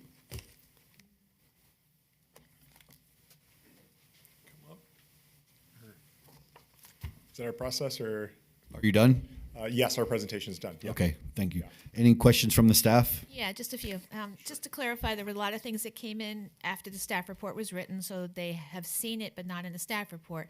So utilities, you are now proposing only Citrus County utilities, correct? Correct. Okay. I saw the pictures. You're adjacent to Christmas and Nativity, two private roads. They're on your east side, but you have no proposal for access to either of those. That is correct. Okay. And I see the 100-foot boundary and the 20-foot boundary next to the conservation area. Those are pretty clear. We had a lot of conversation about the front setback and how you'd fit cars there, and you clarified that you're planning on doing parking lots for the resident or for the visitors, correct? Correct. Yeah, that would be our, in what we call a parking room. So if you look at the bird's eye view, the way that we lay this out is we wrap the cottages around the parking area so that the cottages, when you're in a street view elevation, you actually tuck the cars behind so that they're not visible. And I'll stop there for a second, and then I'll jump to another image here that shows it as well. So this view here, so if you look at this street view elevation when you drive into Cabot Citrus Farms, this is what you would see. And so you can see there's no cars that are seen there, and those are screened, I think is what you're getting at, Joanna. Right. Okay. We also discussed about the density of the 3 units per acre, which is unusual in the area, but I think a lot of these are going to be temporary lodging units. So can you kind of address that? I know Hernando County uses different terminology. Yes, and I would say that's really the crux of the sub-area plan and a lot of the conversations that we had with Joanna and Eric and Joe over the last year to figure out the right way to structure this is because we have a managed rental model where all of those cottages that you saw are for sale real estate. And so all of those are platted individual lots that have been sold to individuals, but then Cabot manages as a rental program. We're the ones who manage it. It's not on Airbnb. We control the entire process, and I think that's where we're able to attract our guests and have the incredible rates that we're able to command, which are beneficial both from a property tax standpoint and then also from a lodging tax standpoint as well. But as a result of that, it does create some unique challenges around how we arrive at our density calculation and what that means because of the fact that we have these for sale real estate component that's really functioning more like our on-site accommodations. Okay. And the commercial area, we talked about that too, is this is not going to be where people come off the parkway and they see a sign for McDonald's. These are actually, you used the word integral, which I couldn't use really, but now it's centrally located. Can you That's address correct. that a little bit, please? Yes, those would all be Cabot operated and maintained establishments within our overall development, just the way they are in Hernando County. And so we control all of our on-site food and beverage offerings and operate those, and it would be consistent with the resort. Now, our food and beverage offering in Hernando County, if you wanted our Grange Hall, if you wanted to go on Open Table and book a reservation there, you could. That's not really our core operation or guest, but it is. We do want to be welcoming to the public in the event that we do have some interest. Okay, I'm just trying to clarify all the stuff we talked about recently too that we tried to clear up. The last thing is the recreation area. A large portion of this is recreation. What's proposed to go in that area? Correct. And to Ron's comment a minute ago, so the recreation area, the open space would be golf is an allowable use in there. We'll evaluate how much of that ends up being golf as we continue to look at this. One of the interesting things about this, and a lot of the conversations we've had with Joanna and the team, is that we're trying to get to a point where we're able to master plan this development across the Citrus County and Hernando County line as one overall master development. And so part of this analysis and evaluation for us is to get to a point where we know exactly what we have in Citrus County, and then we'll continue to evaluate that and integrate that into the Hernando County development as well.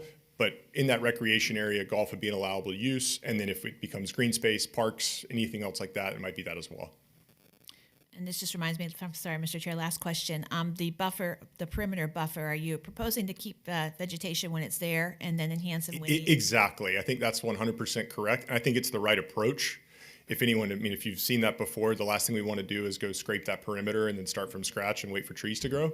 So we would propose to maintain that buffer and any existing vegetation where it is and supplement substantially where necessary to get to those expected buffers. Thank you. Thank you. Any questions from the board? Ms. Collins?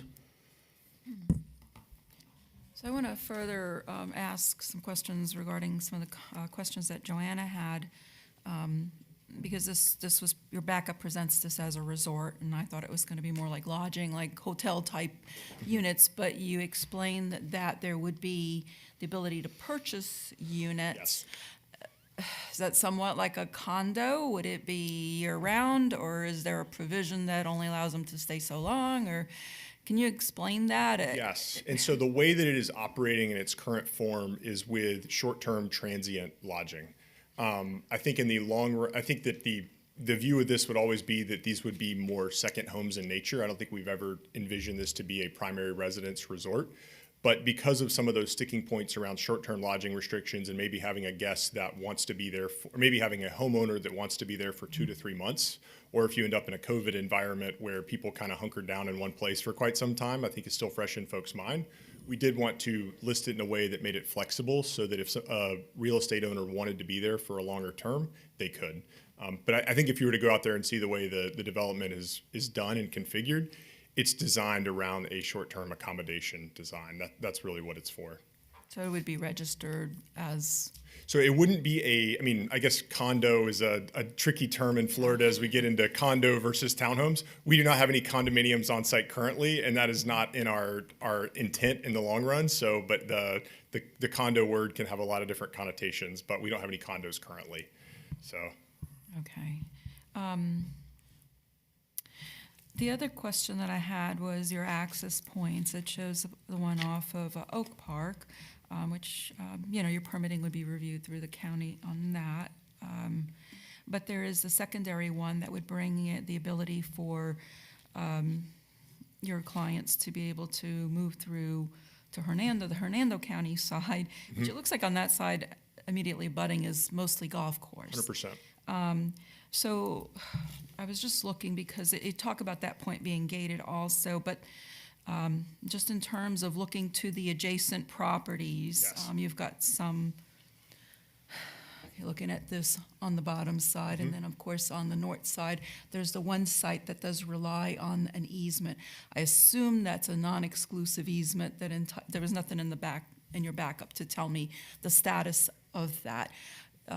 That is correct. It Is is that a non-exclusive? That easement. would be maintained open for them? Your gate would be? Yes, and we have a good relationship with the Braccios and the homeowner that relies on that. They're here today, and we have a continuing dialogue with them and conversations with them to make sure that we deliver on something that they're going to be comfortable with, because we know that is their single point of access.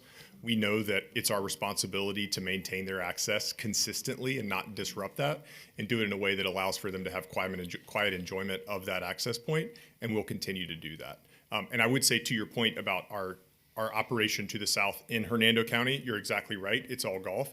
The way that we would envision that working is really more of internal circulation between Cabot team members and maybe shuttles. Maybe it's a van and someone's in a van getting shuttled from one piece to the other, but it would be a Cabot van, not a thoroughfare where someone who's on US 98 down in Hernando County wants to drive and cut across to 480 and come through the middle of our property. That is not what we will be doing. Okay, but just to that extent also, because I mean, you're proposing 660 possibly plus units with that capacity. I mean, you for emergency, if there was a fire or something, Sure. that would serve also as an emergency point. Yes, it would, and it actually does in its current form. We have a emergency access point there currently that allows for, is it Yuletide? I always get it mixed up with Nativity, but the road that's running, that's off of the page, if you will, right there on our boundary, that's currently a private road that a lot of our neighbors use for their access. When that road dead ends, we have an emergency access point into Citrus Farms there currently. We've had some high-profile individuals. We've had to get a little more technical on that and prepare a plan for them, and we've used that as a part of those efforts. Okay, and I think everything else was answered for me. Thank you so much. Okay. Mr. Shera. Good morning. Hey, I've got a question not related to the details, but I want to start with this. I'm confused why you would propose a new land use district. requiring the county to amend its comprehensive plan as compared to looking at rezoning either a medium density or a low density with a number of dwelling units per acre. And not related to you, but more globally, I'm concerned about what this may open us up for in terms of people in the future, groups and organizations in the future looking to amend a comprehensive plan for their own specific use. So tell me why it is that you're looking to amend a comprehensive plan as compared to working within it. Maybe I'll let Ron take this one first, and then if I need to jump back in, we can. But that's part of the reason it's taken us a year to get to this point. So that's a very good question. And we did contemplate several different options and discuss several different options with your staff. And I think the option that we arrived at was the creation of a new district and a sub-area plan that's very specific to this property. It gives you more control over how the property looks and is developed. And I think it creates less of a precedent by having a specific sub-area that is just dedicated to this project. If we were to come in and request a rezoning, and I guess that would be a map amendment also, future land use map amendment, because it's RUR right now, to medium density residential, I think it sticks out like a sore thumb. And I also think that the implication with that is that would be a standard suburban type development, more akin to sprawl, which this is not. This is very specific to the property. It includes a lot of open space, separation. We really want this project to fit in to the character of the area right now. And our intent is really not to create a trend that would cause those properties to change.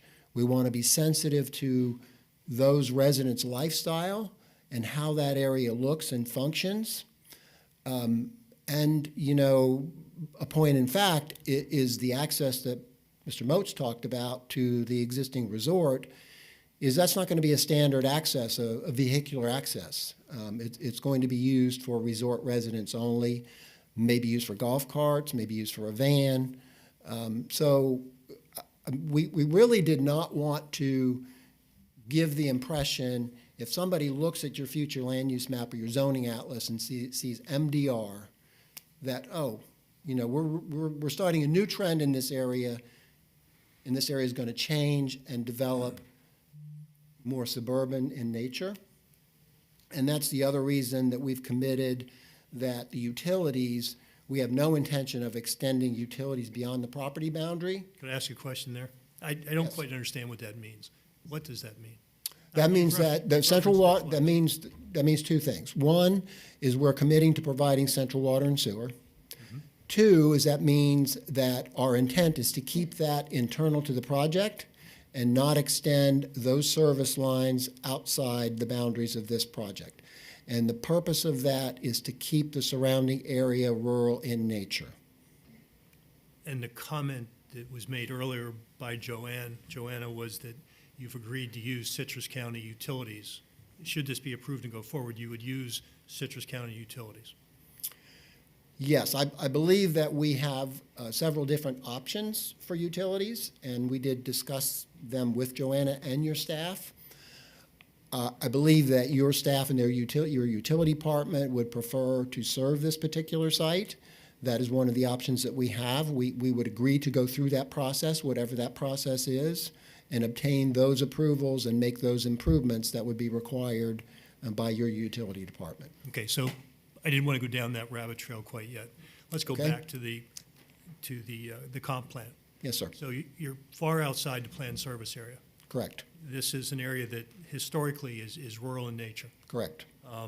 RUR, mobile home for a reason, adjacent to the Withlacoochee Conservation Area. Golf courses and resorts are fungible.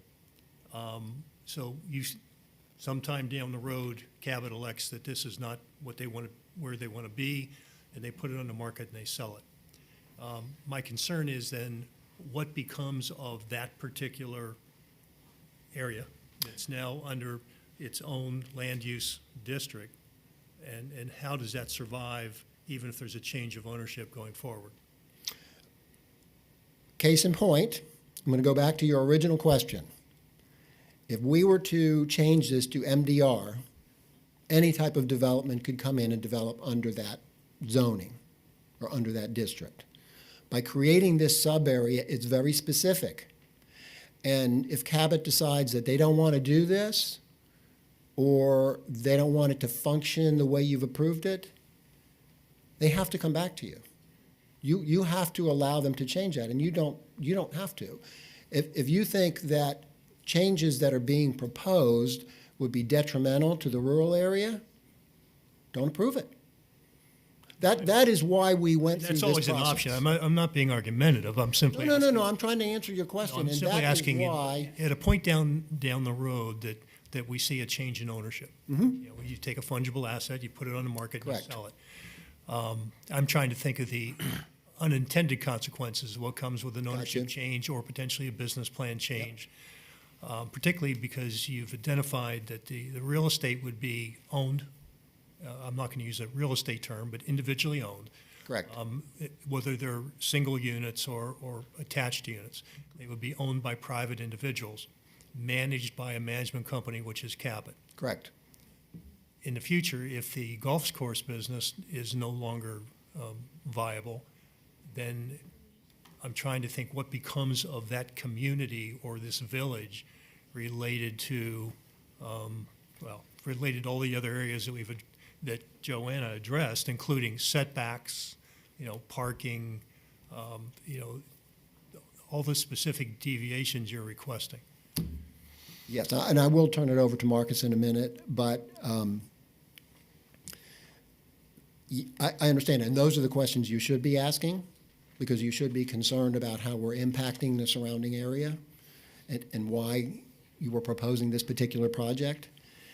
And I guess the best way for me to answer that is any specifics that you want to see relative to control of the property and what might happen into the future need to be incorporated as policies in your future land use element. That is where you achieve maximum control. That's the beauty of this process that we're going through.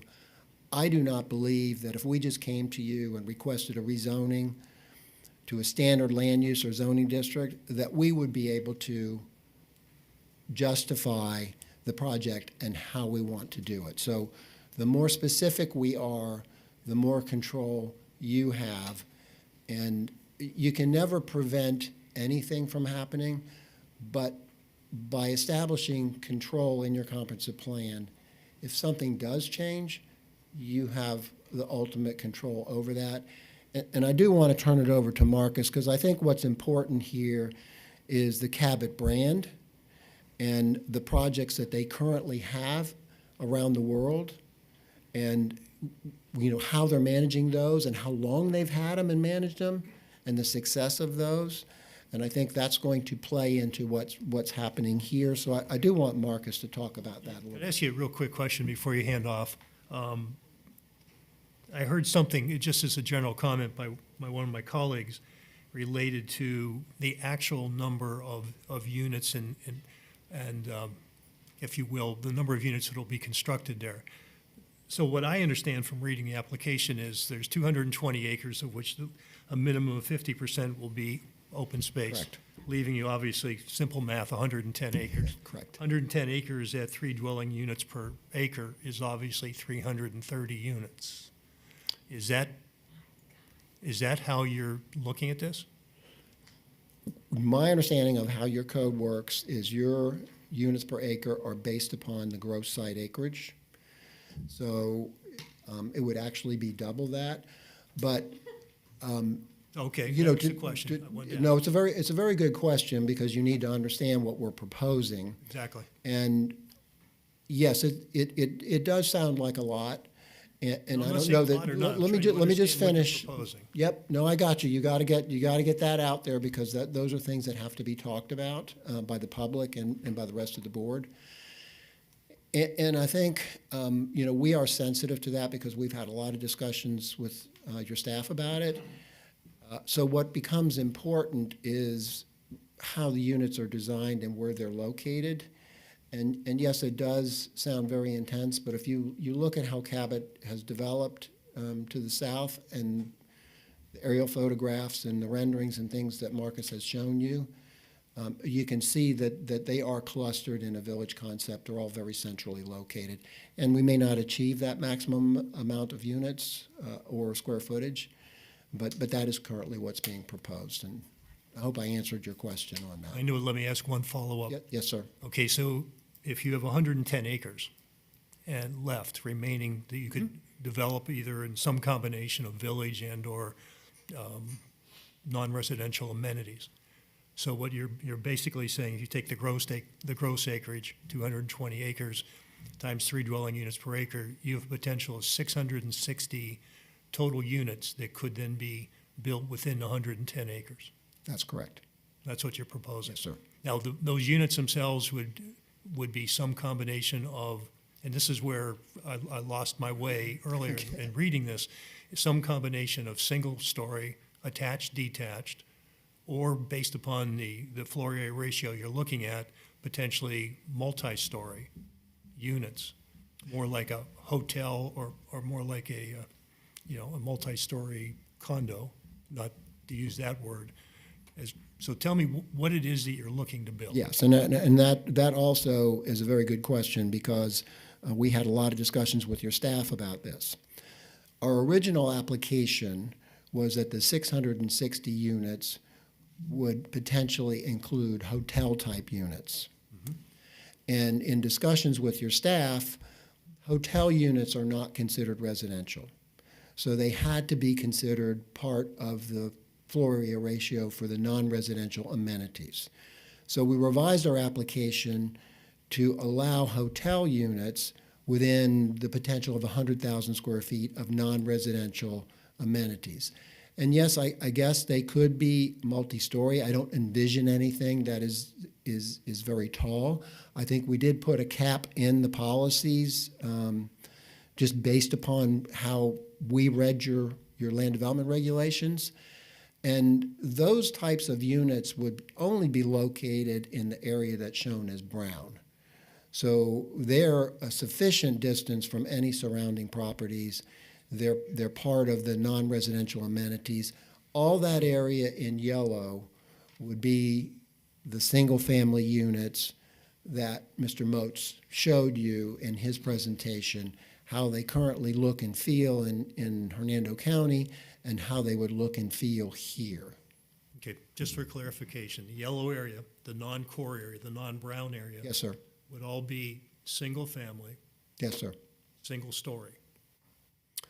I'll let Mr. Moats answer that. There may be a story and a half or 2 stories, but they would basically meet whatever your regulations are, your height regulations for single family. And I think we might have even included a height standard in the policies. And we would not object to you including that as part of your recommendation if that's a concern. Okay, thank you. Yes, sir. Mr. Chair, Yes, ma'am. following up on that, so in the yellow, they're all fee simple? Yes, and maybe Joanna can clarify this further as well. The residential is to be defined under the single family as the Citrus County Land Development Code interprets it, and we are not to develop any multifamily within the residential. I believe that's the way we've tried to have the conversation, the dialogue. So I'm happy to answer any questions on that, but that's been the intent. A couple times the word condominium has come up, so I'm just Yes. trying to clarify that these are fee simple, single-family residential units. Yes. In the yellow, but you could have some kind of hotel-type, transient-type use in the brown area. Correct. Anyone else? Mr. Bozeman? I think he was going to address it. Oh, I'm Just sorry. really quick. We're not done with your questions. I'm sorry. Sorry, yeah, just to I would say that one of the benefits that we view of our model and what insulates us from maybe some of the concerns you have about the long run is that hospitality in the long run helps to stabilize these assets and continue to draw people to them and continue to allow them to be reinvested in. And so I think when you think about a lot of the challenges that we've all seen in Florida around standalone single-family communities that are golf oriented, there's a lot of challenges that some of you have probably experienced and seen at other developments. A lot of the ways that we diversify away from that and don't run into those same risks is because of the fact that we do have a hospitality component that allows for on-site accommodation and operation of that. So I think that's kind of what you're looking at. Thank you. Mr. Bozeman. Thank you. Mr. Bozeman? Just standpoint of full transparency, 20 years Class A golf course superintendent here locally. Incredible. So I know a little bit about golf Incredible. courses. I'm going to hit you on some of those. Okay. When Mr. Inouye purchased that property and developed Whirlwoods originally, I believe it was 48 golf holes total, plus the practice area. 2 18s, a 9-hole short course, and 3-hole warm-up course. And then there was the practice area, the giant putting green, so forth. Are your superintendents all Class A, GCS, AA certified? They are. Good. They are. Glad to hear that. Because that holds them accountable to some of the things that you've addressed in some of your points, the Autobahn international program, BPMs. 100%. So that's encouraging to hear that. But again, don't know if you knew this or not, but that was probably going to be a rock mine before Mr. Inouye purchased some of that property. We have some old test pits out there that they're out there. Should be some of the best deer hunting in the state of Florida on that property too. But anyway, so on your master plan for this particular set aside, I think you're calling it, you've got golf holes potentially part of the recreation area? Okay.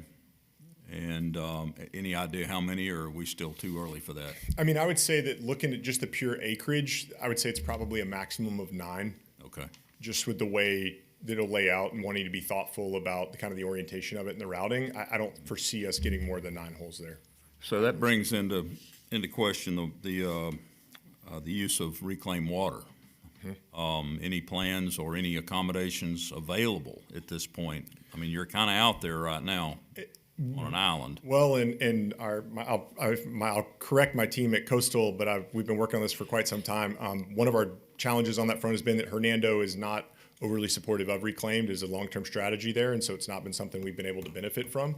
I will say that our design there is we capture all of our the majority of our on-site rain into our ponds that are on the golf course and reuse that for irrigation first. We would expect to continue to do that and be able to utilize that rainwater that's captured into ponds and use it there first before any kinds of wells or anything like that. Yeah, I mean, Swift Mud with consumptive use permits, they're going to dictate that. When you converted the golf course from the Pine Barrens and the Rolling Oaks courses, was there a reduction in the number of acres of managed high maintenance turf? Because that equates to fertilizer, pesticides, and water use. For sure. I would say that I don't know that there was a net reduction. I would say that we've definitely introduced more in the native areas in the way of wildflower and monarch butterfly sites, as well as bee pollinators in those areas, and tried to activate that as a part of our partnership with Audubon.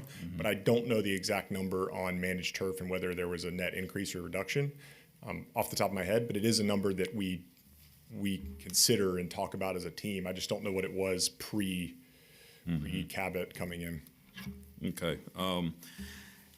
So the water and sewer internal, you're going to build a wastewater treatment plant and the water system, or what's the envision there? I mean, I think to Ron's point on that earlier in our conversations with Citrus County is they've shown a interest in serving the property.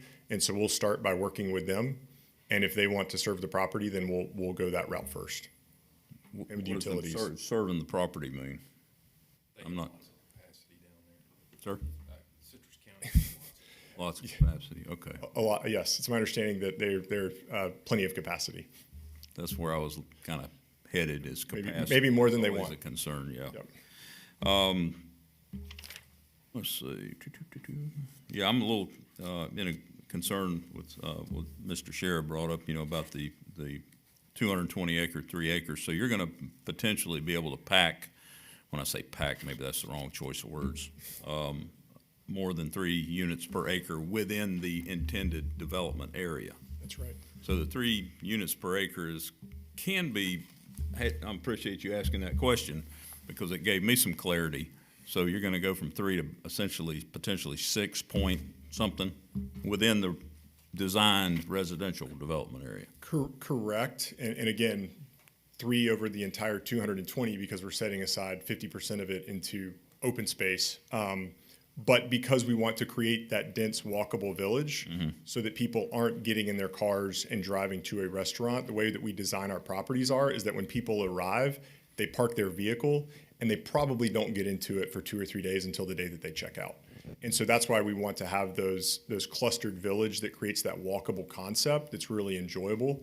And there's probably some ideas that might come to mind for some of y'all, places you've been that have been more walkable like that are enjoyable. But that's really the way that we look to cluster that. And 100,000 square feet, I believe, was the number you indicated for some of the on-site amenities. Clubhouse, what else? Exactly. And so as we look at that, it would be probably still in the planning phases, but additional food and beverage offering, probably a clubhouse of some sort, or a northern node with a southern clubhouse down in Hernando County, kind of however we figure that out and look at that. Spa, fitness, gym, those kinds of amenities, maybe a kids club. The other one that I think that both Hernando and Citrus have been asking us for is meeting space. And so we might have a smaller meeting space there that maybe a food and beverage offering that flexes into that. But I know that one of the challenges in both counties that we've heard is we need more meeting space. And so it's something that we have in the back of our minds as we're planning as a way to try and help both of the counties out. Is that something they've been looking for? Okay. Yeah, and a point made, change of ownership is certainly a concern. Going from a potential mine to a golf course. And I know that the previous owner's intent was originally a resort destination, hotels, potential PGA tour stop, but it just didn't support that. A lot of that had to do with Suncoast Parkway not being that far north. Now it is. It is. That's something that needs to be addressed at some point with other things that likely would pop up there, but that has nothing to do with y'all, in my mind. But the County Road 480, the amount of traffic could also be concerning on that. So, but I'll come back to that later. I'm going to sit back now and let someone else comment. Mr. Dixon, if you're going to speak, you need to speak into the microphone. Yeah. One of the things that we've had problems with is like the golf courses going away and then not becoming a viable business model, and then the developer deciding they need to sell that as a separate thing. So the question I would have is regarding that, is the individual fee simple ownership under the community development district linked back to the preservation of that recreation area? Mm-hmm. Is it linked back to the preservation of it? It is not, but it would be covered under the plan, and the way that it's allocated here currently is showing it as recreation or open space. I mean, I think our zoning in Hernando does the same, where it defines the areas that have to be for golf or open space or recreation, and I think this plan kind of similarly does that to clearly delineate what's allowed where. Is that kind of what you're? Well, it would be better if each individual owner had a stake in the larger recreation area, so it couldn't be changed in the future, that it would have to remain open space instead of reverting to some other use. Mm. Anyone else? Mr. Facemeyer? Mr. Moats, I'd like for you to clarify, there's been several comments and questions made about whether these residential properties are going to be fee simple or rental units. When I was younger and a better golfer, I traveled to a lot of golf resorts with a business model very similar to this. Mm-hmm. So I've stayed in accommodations that were owned by individuals, managed by a broader company. Yes. At the end of the day, when Cabot moves on, they either lose interest or sell the property, stop doing what they're doing. does that property owner who owns a single-family home or a multifamily home own the dirt under that property? 100%, they own the dirt under their home. So what happens when Cabot or a successor says, we're not going to do this anymore? Well, the good news is that it would be consolidated around, but that's certainly not the intent that it would end up there, and I understand that question. But at the end of the day, the area would be broken up between golf and green space, and if they wanted to convert it back away from golf the way some of these have historically, then that could be a possibility. But we've structured this resort to be able to operate and be sustainable in a way that works much better, I feel, than a lot of other developments that have come before it elsewhere that did not have that diversification because they were limited solely to fee simple with no on-site accommodation. Okay, that's all for now. Thank you. Thank you. Anyone else? Ms. Collins? I'm sorry. You're next, Mr. Barbez. Oh, go ahead. Ladies first. So I have a follow-up. It's one thing if this was just a resort, but it does have the fee simple, which, at that point, residents, they have a vested interest in what they've purchased. So it does have, to me, also more of an impact on the surrounding area in terms of even emergency services and things like that. This is outside the planned service area. I realize that, the amenities are low impact. We're not seeing people in motocross are doing crazy type stuff. But still, it's going to have an impact on emergency services and those types of facilities, government facilities. Yes. So let me ask you, even in the non-residential area, which you've defined in note 4 of your master, I believe it's note 4, I'm trying to bring it up. It won't open up. There it is. Oh, I'm sorry, it wasn't 4. Well, in one of the notes in here, it describes what they are. Oh, 2A. Because it talks even about convention space and everything. That could draw a lot of people, even that would stay elsewhere. How have you thought about that? And how would Well, I can tell you that in Hernando County, we have an interlocal agreement there with them that as a part of our CDD, we're actually working with them to construct a fire station in proximity in Hernando County. So those are some of the conversations we've had there that I can give as a concrete example of the things we're doing to be thoughtful about those. And we've done traffic studies and we'll continue to do that as we grow and make sure that we adhere to what we need to allow for the the offsite improvements that are necessary to make this safe. But I will say that I'll just give you that concrete example of something we're doing in Hernando County as we're working with them. Okay. Mr. Barmez. Yeah, thank you, Commissioner. Can you tell me how, I'm kind of a little confused. So I want you to help me out here. What does it look like for you to run a business in 2 separate counties?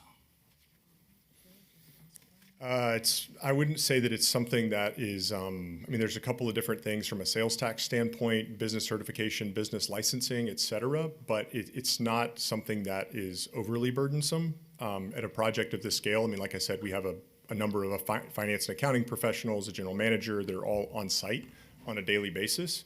And so that's something that I think we're well qualified and set up to achieve along with our legal team. So in your food and beverage, you're going to have food and beverage from Hernando, you're going to have food and beverage from Citrus. Yes. How do I know I'm getting a fair shake of my sales tax from your company?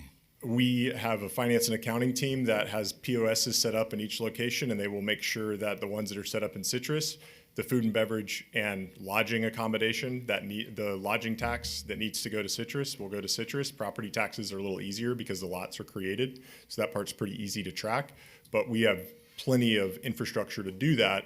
And to your point on that, as I mentioned earlier, one of the benefits of this project is that because we do have a lodging and food and beverage component, we do make substantial contributions in the way of sales tax and lodging tax separate from property taxes.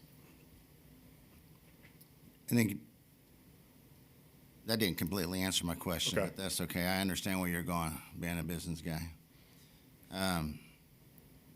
Recently in this county, we've had at least 3 golf courses close. What's your take on that? Why Citrus County and add more holes in an area that's already failed 92 holes, I believe, already.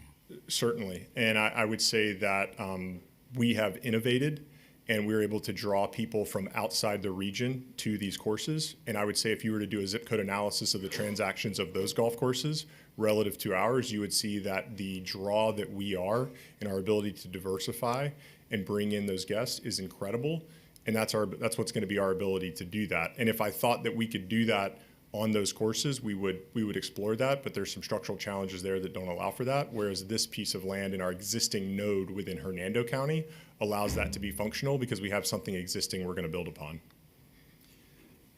When was the last conversation you had with the county about the water and the sewer? Is it? I believe it was within the last month. It was before we submitted our agenda packet, and our agenda packet was submitted 3 weeks ago. So I believe our call would have been in the month of March. If not, it was late February. So is it fair to say your intentions all along was to share or use Hernando's water and sewer until a month ago?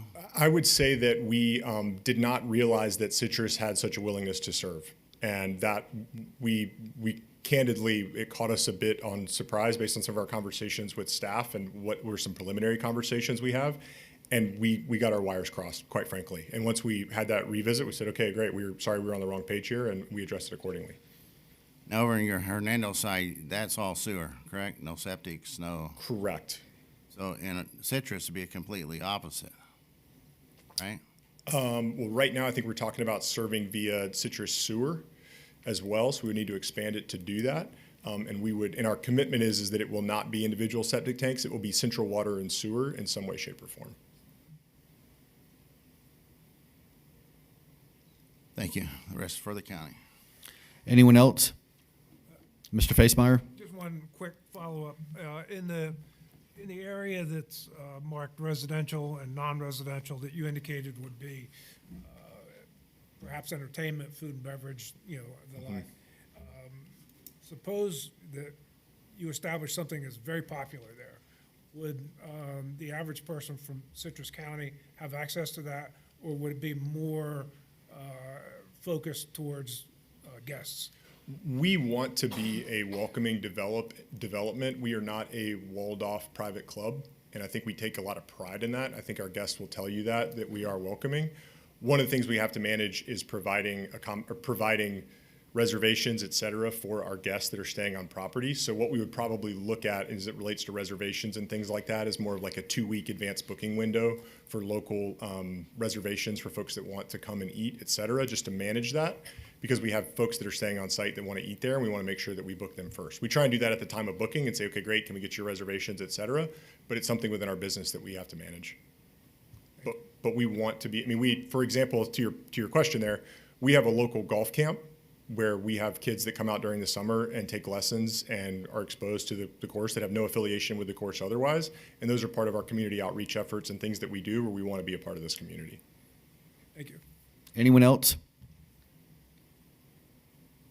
Thank you, sir. Thank you. Ms. Coutu.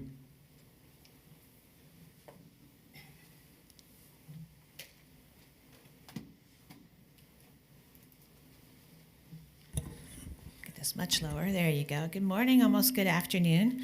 A part of the process that we're dealing with here means that I cannot jump in when you all are discussing with the applicant or during his presentation. As much as I wanted to provide answers, and I know some of you looked over at me, I can't. This is my time, however, to address it. So I'm going to address some of those questions. You've heard some of this. This is an aerial of the site. It does abut Hernando County. And it is RUR-MH. It abuts a very large conservation piece as well, and ag and RUR in the area. So Mr. Shera talked about MDR, for example. Because it's been pointed out correctly, this is way out of the planned service area. This is down the southern part of our county. They can't ask for MDR. It's not an option for them. LDR and MDR and those kind of uses are only allowed within the planned service area. So they're very limited in options for land use districts. They have RUR, which is already here. That's 1 unit per 10 acres. acres. They can ask for AGR, which also is 1 unit per 10 acres, or they can ask for CL, which is 1 unit per 20 acres. So it doesn't really, there's nothing that's going to help them with this. And that's why they've proposed a new land use district to get them where they want. It's a mix of commercial and residential. That is the reason for that. I'm not saying it's great or not. I'm just pointing out that's why that happened. Heard some discussions about utilities. Yes, originally this was proposed to connect to Hernando County utilities. It's not that they can't, it's that we have no interlocal agreement with Hernando County to do something like that. So after discussions with our water resources, they did decide to use Citrus County. It's not that we're excited about it. I think that was kind of how it was presented. It's here, and we know that. And in your packet, you do have a letter from utilities talking about the fact it is here. And of course, it got shuffled in my stuff here. There you go. It's page 460 of your packet, dated March 13th. And at that point, they talk about where the water and sewer is. There's water down by Sugar Mill Woods to the west, and there's wastewater down by the Parkway on the other side. So it is in the general area. They will have to pay to run it to it. But one of the policies does say central water and central sewer. So this is 220.6 acres. And not much to see. This is one of the more, a lot of it's pasture land, which you can see here, but there are some spaces that have some trees. And this is the master plan. So let's talk about that. There is a main access point on 480 that is proposed possibly to be gated. It's not necessarily, although the presentation sounded like it would be for sure. They would comply with this standards. They're also down there on this lower left corner is their access point. It's a secondary access point to Hernando County. So let's go over some of the items that they're asking about. All right, this is one of the proposed policies, and it says that it would have 3 units an acre. Y'all have picked up correctly that that's 3 units per gross acre. So that could be 3 times 220 acres, which is what it is. That doesn't appear to be what they're proposing, but it is possible the way it's currently worded. They are proposing to have this as a mix of, and they say resort style, and you saw the pictures of single-family detached and single-family attached. The short-term and rental unit line there is actually added by staff for clarification. They talked about things like vacation rentals. Like anywhere else in Citrus County, you can have a vacation rental. You're bound by laws of the state for those. The motel units are, yes, hotel and lodging is non-residential in Citrus County. So that would have to be part of that orange or brown area on their master plan, limited to 100,000 square feet total. Much of that might be the conference center that you touched on. I've seen conference centers that are larger and conference centers that consist of a little room in a hotel. So either of those would be appropriate if this is approved. The other policy here to point out to you is they are proposing a lot of open space, which they talked about. Now, the additional line down there from staff is saying that no more than 50% can be wetlands. There don't appear to be a lot of wetlands on here. I did leave the Hernando County staff report and their ordinance in your packet so you can see it. They had some karst and some caves and things like that down there. It does not appear to be in this property at all, but I did want you to see what was approved in that area. So these are the dimensional standards. What might jump at you right away, because it did with me, is the front 10 feet. I don't recall a project getting a 10 feet approval, even in our Central Ridge area. My question was, how do you deal with parking? So they have added a line there. Parking areas will be designed to be centrally located, and the applicant addressed that. That's quite unusual. It is what got approved in Hernando, but it is unusual for Citrus County. I also was concerned about where you fit utilities. 10 feet probably gives you enough room to do that utility easement. They have no minimum lot width, but they do have a minimum lot size of 4,500 square feet. Again, this is something we'd probably see more in our Central Ridge than out here in the I'd say outlying, but the more distant areas from the planned service area. And ISR is 45%. Of course, it's much lower in the surrounding area on RUR and ag, and I pointed that out in the staff report. Okay, some other things, 100,000 square feet of the non-residential and integrated into, now we've changed that to be clarified to be centrally located. That's much clearer. I don't know what integrated, how to define that. And they do clarify what a non-residential amenity is. I'm happy to see that they have clarified that. You can call something an amenity and it might be something very, very intense. This limits it to what you would typically expect for a hotel. This is their Hernando County plan. I'll admit I have trouble with this. Just FYI, it's in your packet. You're welcome to zoom in and try to deal with this. And another part of their master plan, but this is the master plan here. So they're asking for, instead of 1 unit per 10 acres or 1 unit per 5 acres with 50% open space, 1 unit per 3. That is a significant change, but they have tried to address that with their policies and try to deal with compatibility.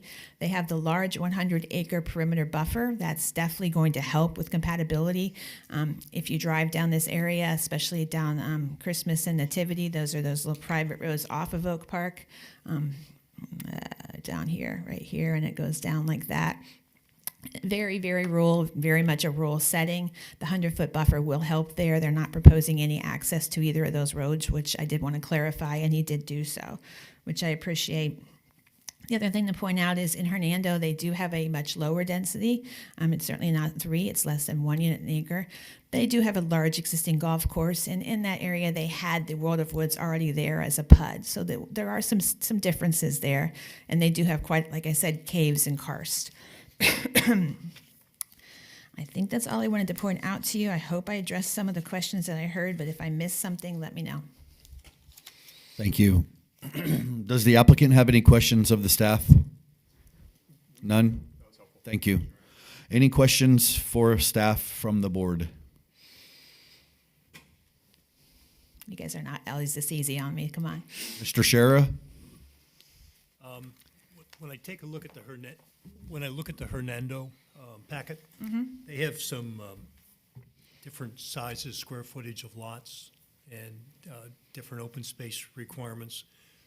Why would Citrus accept a lower, for instance, a lesser footprint for these single-family units, like 4,950 square feet to 4,500 square feet? Also differences in building height, that type of thing. Why wouldn't we look to replicate what is favorable to the county from Hernando? Those are very good points to consider. It's not the staff is saying, oh, here they are and they're great. This is what they're presenting. Agree with you that there's a significant change. It's almost difficult to compare, but that is the major point for their application and location is because of that adjacent site. Is it appropriate here? That's up to y'all to determine. Have you had any discussions about the site itself? I mean, it's a nice piece of property with some nice topography to it. Did any of your conversations go to their approach to actually building the villages? Are they looking to come in and just level everything? Are they going to work with the existing contours? Right. No, not really. Only you heard his declaration that he did support not wanting to clear. There's not a lot of trees, but not wanting to clear the trees that are there and come in and do that. I expect that's probably true, but we do not have a provision in here for that. We can talk about using existing topography as they can. They'll have to be able to engineer that with stormwater and utilities. Do you find the lot-specific issues, you touched on these, we touched on lot size, but also the setback, the building height, and others. Can we make those consistent with, if this was in a planned service area, and I know it's not, and that's one of the things we're struggling with here is we've got a rural characteristic, and we're talking about a resort. We're not talking now about a residential neighborhood, and I understand some of the differences with the medium density and the low density, but are these the type of setbacks that we've seen in other applications for this kind of use? Right. So the word resort is a bit confusing. In this particular case, it's like a PUD, but it's in your comp plan, meaning they can't get deviations from it like you've seen for PUDs. But it is a single-family residential area and a non-residential area, and they would be both tied together. So in that way, it's a resort. But when I think of resort, I don't know, that's probably not the picture I have in my head. No, as I said, front 10 feet is extremely unusual. I don't recall that happening in our Central Ridge either. Even the townhome type units don't have 10 foot. That's very surprising. Our standard rear is 5 foot, so they're asking for 10. The ISR, 45% would be well allowed in our Lecanto area, for example, up around the 491, 486 area, but certainly not here. Again, much higher. And the lot width is small compared to the surrounding area. So, no, I haven't seen the front setback like that at all. And this is a hard one. This is tough. tough to consider in this location. And one last, and then I'll move on, let somebody else take the floor. The geologically sensitive areas, you've mentioned that it does not appear initially that those exist. Hernando had some very specific set of requirements, including restrictions for it related to karst and cave type areas. Any reason we couldn't impose those same standards? Absolutely. The applicant has said verbally, it's not in the report, but they have said verbally that that does not exist on this site. But absolutely, I would suggest that, yes, that if we want to put in a condition or a policy, that talks about, it's already in our comp plan that they have to address karst and caves and their setbacks, et cetera. They tell me they're not on this site, but we can certainly put a policy in there to address that. If we allow or would approve a land use, this is a land use, lost the word, category. Any of these conditions that we have discussed would go with that land use category, correct? In other words, the comprehensive plan would be amended, but any of these things that we're discussing would be attached to that in perpetuity. Right. So one of the comments that we added, and that was what they intended, is if somebody else comes along and says, I want to do what Cabot Citrus did, I want to use that land use, those are the policies. They have to go through a PUD to change it or to allow it anywhere else. So these are locked-in policies. They're in your comprehensive plan. There's no deviation process from it other than coming back before you and amending the comp plan. Thank you. Mr. Barmez. Thank you. How does the county, or how do you feel with this agreement, with the Sabera agreement, that they come in to our county, write up and tell us this is how we want it to do it? Not the way you guys do it, but it took me days, and I could have continued this for another month and still wouldn't understand everything. So can you help us on that? Because there's a lot of yellow cross-throughs, a lot of everything in that agreement. A lot of it, quite frankly, doesn't make any sense to us, in my opinion, to the county. Well, I'll say that in my position, anyone can apply for anything, and I say that a lot. It's mostly true. There are some exceptions to that, but when they came to us with this project, it did not look like it's looking now. We have worked a lot with them to try to get it to something where it's manageable and we can understand what's happening, and it is as close to our comprehensive plan as we can try to get for them. I don't know if that answers your question. I don't have the ability to say, no, we're not going to work with you, but they have worked quite a bit to get to this point. So what's the county's stance on working with Hernando County on this project or sharing a resort? Yeah, so there's not an interlocal as far as the utilities, and there's also not. I don't think there's one for planning either. They're definitely proposed as standalone projects that happen to connect. It might be the same owner, but they are standalone. Then my last question is I want to touch on the 660 units. Page 508 and 17.39.3.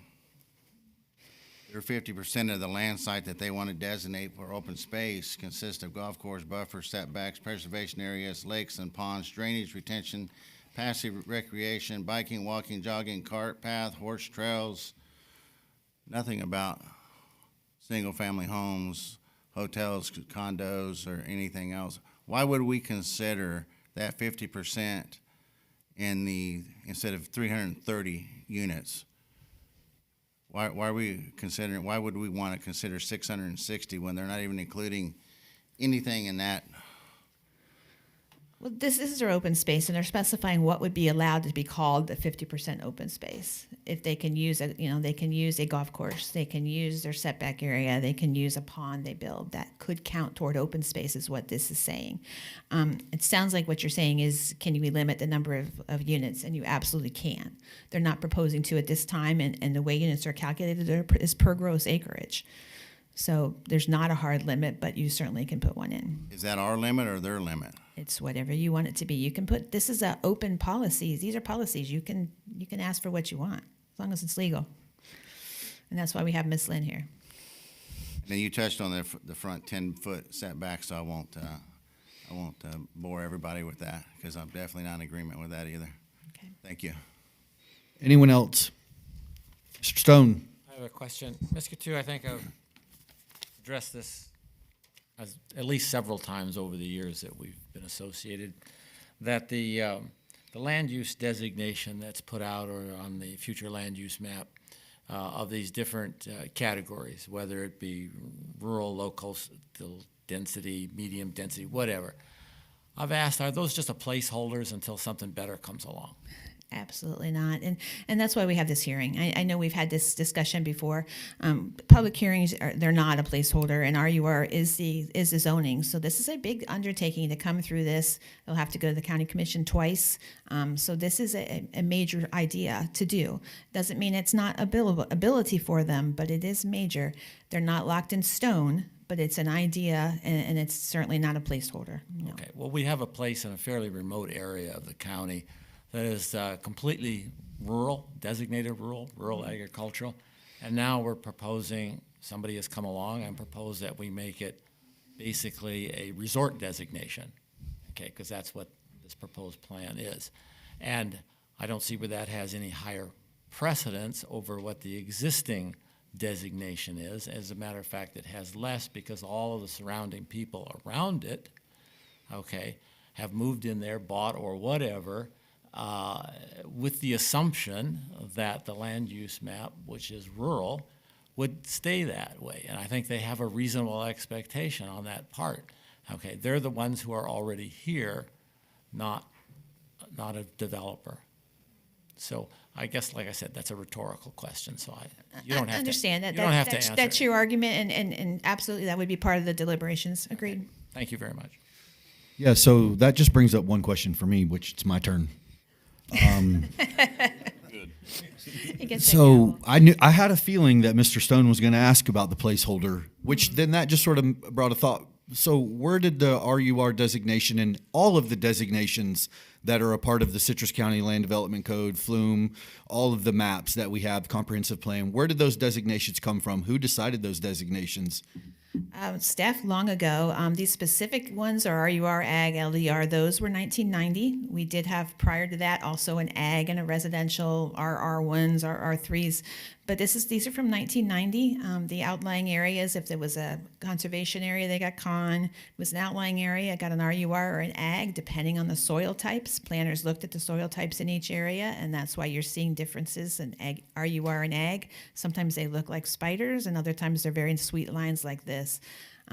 That's where they came from since 90. So the designations were created and applied based on the sensitivity to the particular area of the designation placement. Based on what the planners at that time felt was appropriate, and this is a remote rural area. So RUR, MH, there probably were mobile homes out there in 1990, and they looked at those. Yeah. Okay. All right. That makes sense. Is anybody else? We got Mr. Bozeman. Just to kind of follow up on what my colleague was asking about, as I understand it, we're somewhat being asked to create a new designation use based on it not being in the service area. Is that a fair statement, or maybe correct my terminology? That's the way to get to what they're asking for. Yeah, that is a way that they can get there. Okay, and so the only concern, one of the major concerns is the true density versus the proposed density of 3 per acre, when that's not exactly correct in my mind, or accurate. I don't think it's an attempt to be deceptive. I just think that I'm glad you brought that up because I didn't understand it that way. So, in the creation of a new use, could it be mandated that it's only outside of the recreation area? In other words, the 110 acres, 3 units per acre, or whatever would be an agreeable density in only that area. Absolutely. You can put that in there. I don't know that we have an exact acreage for residential versus the commercial, but we can ask the applicant for that. To me, it looks like more of a conceptual plan at this time. Mm-hmm. Or you can just put in a hard limit of no more than so many homes, and both of those are within your purview. Okay. Are we done? I'm done. Before we go to the public input, I would like to say less than 10 minutes, but I'm never able to get everybody back here. We just need to. You do pretty good. Yeah. So 10 minutes. It's 12:08. Quick recess.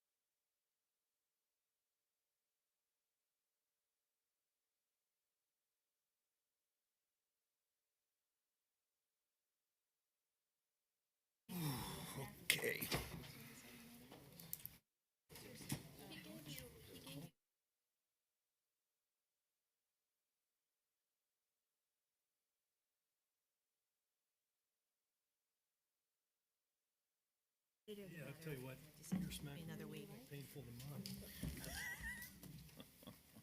We all here? Looks like we're all here, and it's 12:08. Here we go.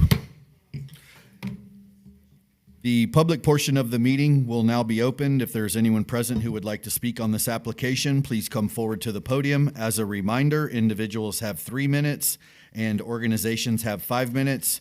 When speaking on this application, please address the board. If you have any documentation that you want to be entered into the record, please provide a copy to the recording secretary.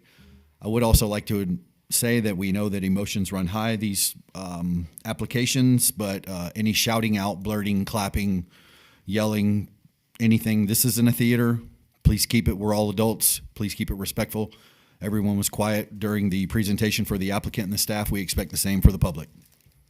Anyone? Yes, ma'am. All right, I have a public citizen who is not able to stay. Her name is Tracy Duncan of Lecanto, Florida, and she would like it on the record that she is not in favor of this application. Thank you, Ms. Faulkner. Anyone else? Yes, sir, the floor is yours. Good afternoon, ladies and gentlemen. My name is Paul Melnick. I live at 1860 West Oak Park Boulevard, and that's 500 feet within the proposed development. The request to amend the future land map of the Citrus County Comprehensive Plan, the future land use element, and the Land Development Code Atlas should be denied. The proposal to expand Cabot Citrus Farms Resort into Citrus County is extremely disruptive and stands in direct conflict with the established rural character of the area. The proposed population density is at least 75% greater than that of the surrounding areas. This level of density is far too intensive and is not compatible with the character of this long-standing rural community. The effect this will have on the area's way of life cannot be overstated. Up to now, the only occupants of this pristine land have been grazing cattle. This same pristine land, which Cabot describes as such, is now targeted for destruction. This is the area they want to attract people to for its pristine nature, and that is now in the crosshairs. I'm confident that if biological, wetland, and karst analyses were conducted, it would become clear that the natural resource production cannot be assured. The risk posed to the state forest land is immeasurable. Building a resort directly adjacent to the state forest is unconscionable. Water is our most precious resource and cannot be allowed to be further depleted. The demand that this proposal would place upon water supplies is of utmost concern. The notion of using such inadequate and ineffective buffers to shield the forest and the surrounding areas to, quote, isolate or self-contain the resort is ludicrous. Traffic and safety are major concerns. Vehicles already frequently speed on this section of County Road 480 with its high bank curves and straightaway. The project is designed specifically for short-term residents and lodging, and in my mind, this poses a very clear safety risk. I appeal to you to please halt this project. It is clearly inconsistent with Citrus County's long-term plan and its commitment for controlled growth to its citizens. I understand the necessity for prudence and control as we've witnessed in this process. The fact that a foreign multinational corporation is seeking to fundamentally alter the future land use map and land development code of Citrus County is wrong. Thank you for your time and attention.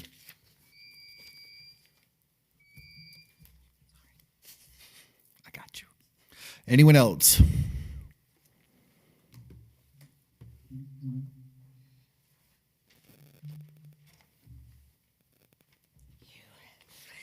Hi, my name is Patricia Harpin Melnick, and I've lived here at 1860 West Oak Park Boulevard since it was Star Route 1, Box 113 in 1957. So today I join my family and neighbors here because I'm sincerely concerned about the imminent threat to our land, our safety, and the integrity of our community due to the proposed resort that the Cabot Citrus Farms Resort, a multinational corporation headquartered in Toronto, Ontario, Canada, propose. They are attempting to build next to our property, fashioning a style of living that will directly and negatively impact our agriculturally zoned home and pasture land with increased flooding, hurricane damage like we've never experienced in this area, intense and dangerous traffic, harmful effects to the endangered species as well as other resident wildlife. There exists a large wetland area there and a larger forest, I think, than that is indicated in the center of that area. The way I read it, they propose to significantly increase the population from the current 1 unit per 20 acres to 1 unit per 5 acres. The nightmare we all share regarding the water table makes me physically ill. They are selling this development as a world-class luxury resort, short-term dwelling, etc. They advertise escape to Florida's pristine nature coast. Their words, self-contained community. It occurs to me that they will destroy the idea of what they are selling. How do you effectively contain away from the game reserve next door, a forest, weather patterns that we are buffered from by the natural landscape along with the gopher turtles that travel for miles foraging for food, water, and mating? I mourn those that have already lost their lives to construction around here. This is an expansion of Cabot's Resort's first American property set across more than 1,200 acres. They are attempting to use this part of Citrus County as a test market, so it seems, with its maxed out overdevelopment to create an artificial Disney-esque landscape that is, in fact, disruptive and destructive to nature and would obviously be beautiful, however. It will destroy. The direct harm this proposal indicates is not simply to the natural landscape, but also it is frightening to consider the implications of increased crimes, garbage, waste from a vast population density, as well as the dangers of the increase in traffic and strain on the road itself. Personally, we stand to have higher taxes and higher insurance costs to include medical insurance. This whole thing seems as if it is a money grab, appealing to plenty of people outside of our residence.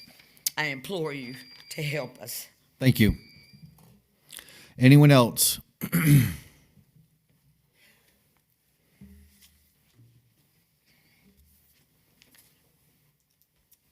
Hello, I'm Alexandra St. Martin. I live at 4809 Southwest 122nd Lane.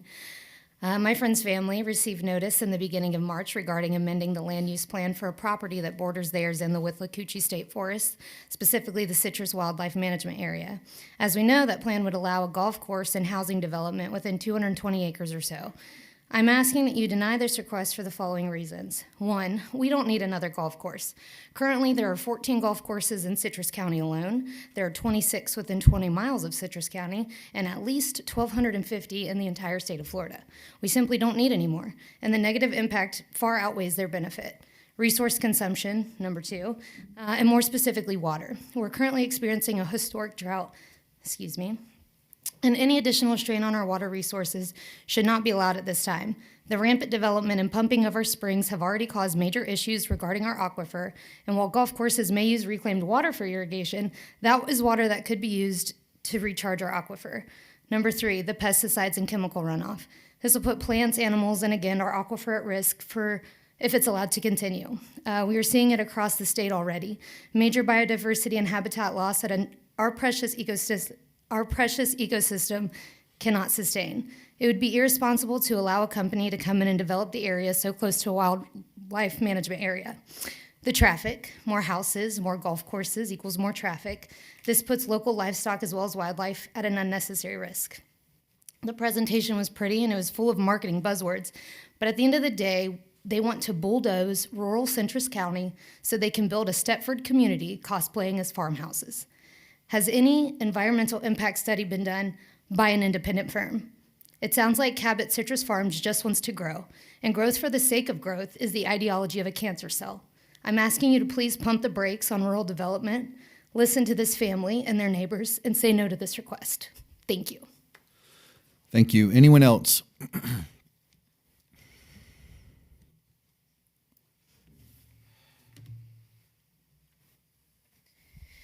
Good afternoon, all. My name is Emily Ortino, and I live at 12243 Birch Street, Brooksville, Florida. And I'm here to speak in opposition of the proposed amendment to Flume. Most of my points have already been made by those who spoke before me, so I'm mostly here to echo those concerns of the residents in the area. I strongly oppose the recommended amendment because of another golf course and more homes in Florida is not what Florida needs. Florida is a home for plants, insects, and animals first, before it is a home for people and a place for people to visit. I'm here today to speak especially on behalf of the plants and animals that live there because they especially cannot speak for themselves. We already have places here in Florida for people to visit, especially golf courses. And what we don't have plenty of is natural habitat. Without intact natural ecosystems, insects, plants, and animals cannot survive or thrive. And without those insects, plants, and animals, humans cannot survive and thrive. Florida needs intact ecosystems that support life, especially that of our original Florida residents, the gopher tortoise, the scrub jay, the alligator, the manatee, the panther. I could go on. You know the list. I know wildlife was mentioned in the plans, but not a single imperiled species was mentioned on their list. All of the species they specifically mentioned are already of least concern, nothing that needs additional habitat protection. Florida is home to over 700 terrestrial animals, 200 freshwater fish, 1,000 marine fish, and hundreds of aquatic and marine invertebrates, and thousands of terrestrial insects and invertebrates, as well as over 80 different ecosystem types. However, because of constant development and bulldozing of the natural features of the land around Florida, over 100 of these species are already imperiled, as well as some of those ecosystem types, including scrubland, sandhill. I could go on. So I say Florida does not need more development. We need protection for Florida of its creatures and its extremely diverse habitats. I say this as someone who works outside every day, and I get reminded of how important nature is and the importance of leaving it intact, and how without nature, we humans would be nothing. And even with the benefits to humans, animals and plants and insects are all life that inherently deserve the right to live undisturbed in their homes. So let me serve as a reminder that the area that you want to destroy isn't empty and lifeless. It is full of life, plants and animals who will lose their lives if this land is developed into buildings and roads and golf courses. Anywhere, but as Florida in particular, you cannot have a space where something that you build on the land is self-contained, as they kept saying in their presentation. Again, we already know that golf courses are terrible for the environment. With the lessening of the biodiversity, they will take away the critical habitat. They will use more water than we have to use. Again, I'll remind you of the critical drought that we are in across the entire state of Florida. And they typically require lots of maintenance done with pesticides, chemical fertilizers that will all end up as runoff, polluting our aquifer and our springs and causing continued pollution in the area. This just speaks again on how their self-contained resort will simply not be self-contained, no matter how hard they try. The land already has a purpose. It already supports the Florida wildlife and the aquifer, and I'm counting on you to make the right choice today in support of the people who live here and work here day to day and preserve their way of life, not a corporation from outside our country. Thank you. Next speaker.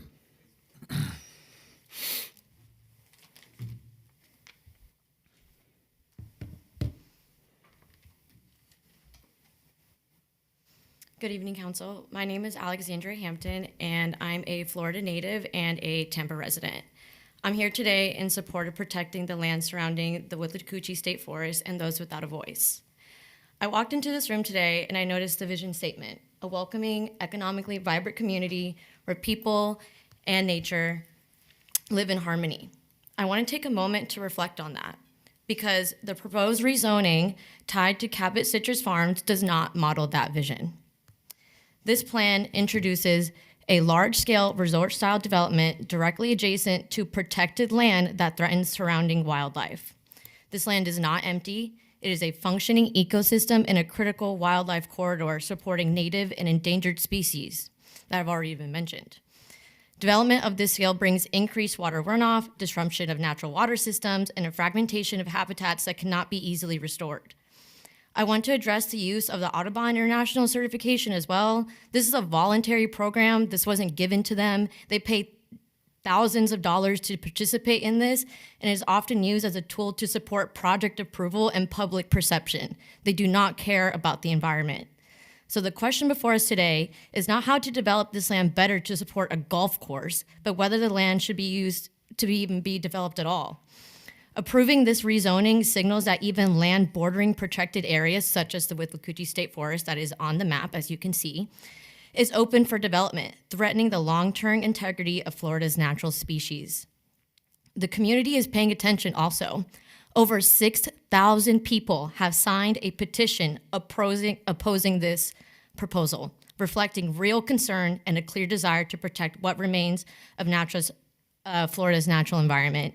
We do not need or want another golf course, and 6,000 plus people and following are in favor of this.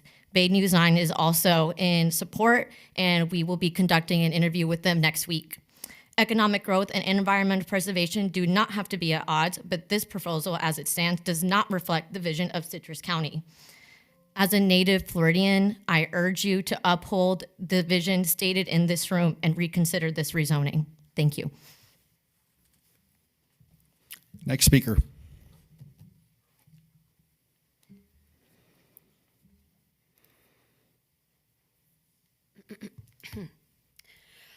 Hi, good morning. My name is Eblis Mendoza, and I'm a lifelong Florida resident. I may not live in this exact county, but this is still my home. What happens here doesn't stay here. It affects our land, our water, and the future of Florida as a whole. I'm here because I care about protecting what makes this state worth living in. I want to focus on what has not been fully answered in this proposal: water, traffic, and environmental impact.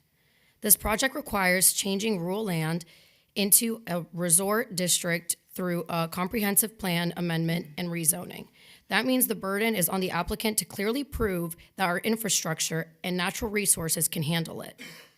Right now, that proof is not there. Let's start with water.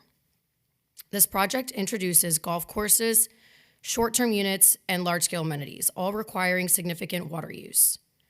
I also want to address the claim that this system will be self-contained. Respectfully, this water in this region does not work that way. This site sits on a shared aquifer system.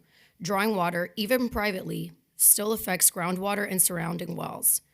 And wastewater, even when treated, re-enters that same system, especially in a karst environment. So calling it self-contained does not eliminate impact. It just changes where the infrastructure sits. The real question is not where the pipes are, it's whether the resource can sustain the demand, and that has not been clearly demonstrated. Now, emergency services, as mentioned by Ms. Collins. What we heard was that emergency demand will increase and that they are talking about possibly rebuilding a fire station in the neighboring county. Respectfully, that is not a plan. If this project increases demand on fire and EMS services, those resources need to be clearly in place, not hypothetical or deferred to future discussions. Referencing a station in another county raises concerns about response times. Public safety cannot be based on uncertainty. As far as traffic, the proposal relies on CR 480, a rural roadway not designed for sustained resort-level traffic. A self-contained project should not depend on public roads for daily operations. Concurrency is mentioned, but not demonstrated. And then the environmental impact, which has been spoken about as well. Where we're told there will be an open space, but that includes golf courses and managed land. That's not preservation, it's controlled development. And finally, the process. This proposal depends on future approvals, but once you amend the comprehensive plan, the most important decision has already been made. Proposing a land use change of this scale while deferring the most critical impacts to later stages is backwards planning. I urge you to deny this application as water, traffic, community, and environmental impacts are only assumed. There are too many uncertainties around this project. Thank you. Next speaker, please. Excuse me, ma'am. Can I get your yellow card?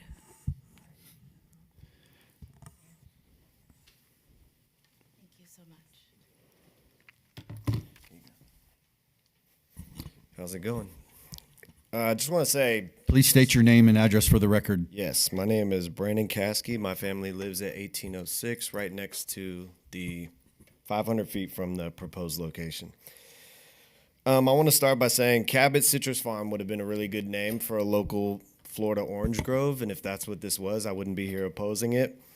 What it is a dense land development next to my family's farm, and I want to thank you guys for asking the questions that you asked today, because we were already opposed to this idea when we thought that it was just going to be a densely populated neighborhood. And then through some clarity of the questions you asked, we realized this is going to be 660 acres, potential hotel resort style, and the area in green on the map earlier designated as recreational is going to be a golf course. It's going to be a golf course resort right next to our family farm, which is terrifying. I've watched my in-laws panic over the last couple weeks thinking about the possibility of this development, and I'm sure they're even more worried now that the details are emerging. This isn't another project to us. This is our home, it's our environment, it's the character of our community, and it's why we choose to live here. I'm also part of the online petition of 6,000 people and growing that have signed in opposition of this. What's being proposed today is a complete shift. It's 200 acres turned into a dense housing and retail area. That means more traffic, more strain on infrastructure, more noise, permanent loss of rural character that defines the area. And once that shift happens, you don't get it back. I want to be clear that this isn't about being against growth. I'm not against progress. I'm pretty progressive, if you couldn't tell. But not every piece of land needs to be maximized for development. I think we have enough of that in Florida. We have a lot of that in the United States in general. And I look to this county as like a last space of refuge in a ever-growing world, and I don't want to see this turn into the same thing. This is a decision that people are going to remember. You have thousands of constituents who have already spoken and many more who are watching how you handle this. Also, just want to reference their talks about sustainability earlier. It was laughable hearing them talk about not using plastic water bottles as if that has any impact to the sustainability of developing a land with 660 units. It's like akin to using paper straws while we dump gallons of waste into the ocean or something like that. It makes no sense. I'm asking you to stand with the community today that you represent, protect the character of this area, protect my family, and protect this space. Thank you. Thank you. Anyone else?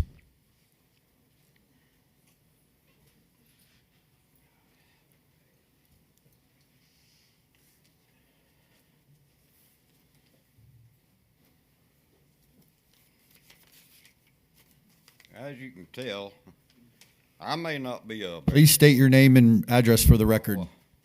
Name's Anthony Harpin, and I live on 1740 West Oak Park Boulevard. I'm probably the only one in the room that's never had another address anywhere. I've only lived right there on that hill since I was born. But anyhow, everything people have said has been real true. But what they need to look at too is the way that ground itself is designed. It was designed by the Creator as a drain to go right back to the aquifer. That picture shows a flat surface, but that ain't a flat surface. That all goes down. It goes down from east, west, north, all comes right down into a little basin down there that's underneath those big oak trees. There's probably 20 acres there that was a pond. And it's actually a drain pond down there where all that water comes down off of our property, my cousin's property, all the way around us. Drains down in there, and that's part of the access back to the aquifer. Now on top of that, you got all kind of birds and stuff living in there. You got 3 big nests of eagles, the bald eagles. It's a buzzard nesting area. You can go down there at night or just before dark, you'll see buzzards coming in everywhere, landing in them big oak trees. And basically, I hate to see that destroyed, because just as soon as they get a chance and get your back turned, they're going to come in there with bulldozers and flatten it. those trees will be gone because some reason or other something will happen to them. All that'll be pretty well wiped out. And they'll be dug them a man-made hole out there to make them a little pond for their golfing, which I don't know nothing about golfing, as y'all can tell. I don't even hardly know how to say it. But anyhow, that's the way it works. You know, I've worked on construction enough to know how they do things on stuff like that, and it's just something you're gonna have to watch out for. And if you let them come in there and start, they're gonna be like the camel with his nose under the tent. They're gonna come right on in. So all I can say is just be careful and don't let them do it. There's no need in it. That's cattle land, and it's more or less, like they said, it goes right up to the preserve, and it's a perfect drain for the aquifer. Thank you. Thank you, Mr. Harping. Anyone else? Last call.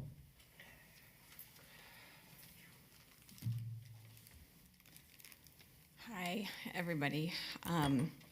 Name and address for the record, please. Yes, sorry, I'm extremely nervous. It's okay. As you can We're- tell. And we'll have to highly be. emotional, but thank you. My name is Lindsay Melnick. I am the daughter of these two amazing people that first came up to speak. I had a well-written out speech for you guys, but I decided to leave it behind because I feel that everybody has covered the obvious, and I think that somebody needs to cover the realness and the fact that this is a generational property. I'm glad, Mr. Shara, that you talked about the curvature of the land because I'm well aware of it. I used to work cows, and we used to end up on that property, and we would just sit there and we would admire the curvature of the land. This is something that would change the neighborhood, it would change the county, and I'm in fear that this is something that will change. I mean, we're watching it progressively change the world. The overdevelopment, not caring about the wildlife, not caring about the nature. I think the very need for a nature buffer is showing the inconsistency and the incompatibility with it, with the land. So I would like to oppose this in the same way that my grandfather did. My grandfather has opposed golf courses and the impacts that it will have to the surrounding native lands, and I'm here to do the exact same thing just like he did in the 80s and the 90s. And so I oppose this development.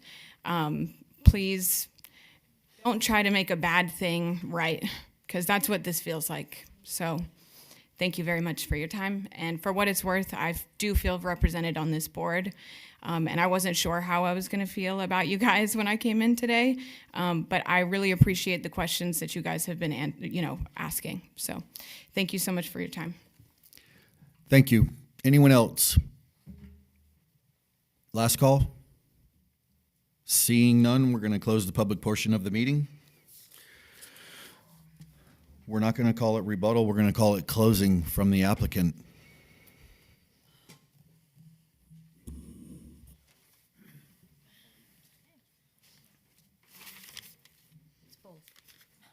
Let's call it closing and rebuttal. We'll close. Thank you. Again, my name is Ron Pianta with Coastal Engineering. I'm here with Mr. Moats, who represents Cabot Citrus Farms. I clearly understand why you're struggling with this. And this is a unique concept. And really, in order to make this concept a reality, this is the process that we have to go through. And there is really only one way to do it. And I don't want to get too technical for the audience, but you really have to incorporate this into your comprehensive plan. It gives you the most control.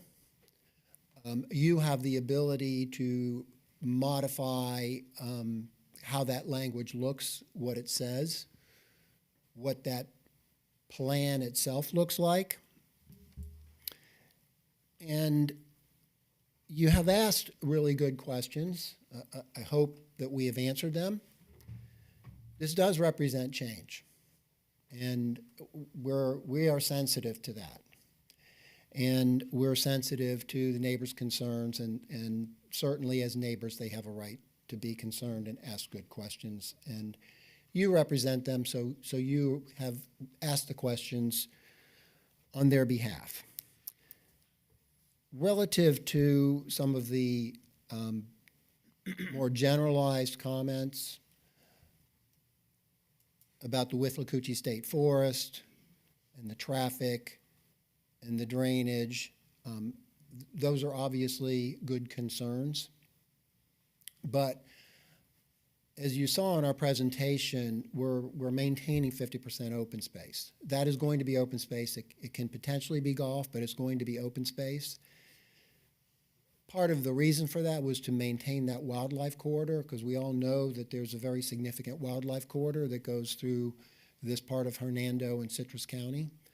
And I think that was a requirement of initially World Woods and eventually Cabot Citrus Farms to maintain that corridor.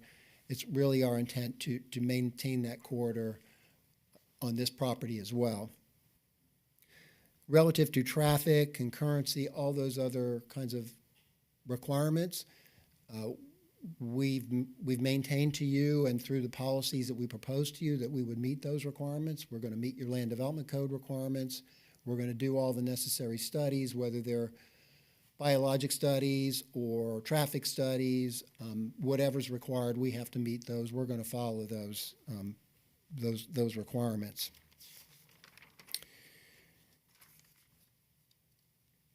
I understand the comments regarding the number of units and the density. I don't want to get too technical about the setbacks and those kind of things. I think we've showed you the visuals of what that would look like. So I think those, in a way, those types of things are details and numbers that are not important at this stage. I think what we're really talking about is the concept and the use of the property itself. The only other comment I would make about the intensity is that was done for a reason, and that was to, and I'm going to call it self-contained. I know that's not the word that the audience likes, but to self-contain the development itself, make it walkable. So it's not your typical type of suburban development where cars are coming and going, people are coming and going all day long. They come here, they stay here, they don't get in their cars, they need to be able to walk. They're going to be close together. And by clustering the development, that allows us to maintain the open space. I think the last comment I'll make, and one of the last gentlemen that spoke, I mean, he's lived here his whole life, so certainly want to listen to what he has to say because he has a feel for the land and how it works and what it's been all these years. I think in our initial plan that we've given you, the area that accesses the aquifer, we're not going to develop that. We're going to keep that as open space, and we're going to maintain that area.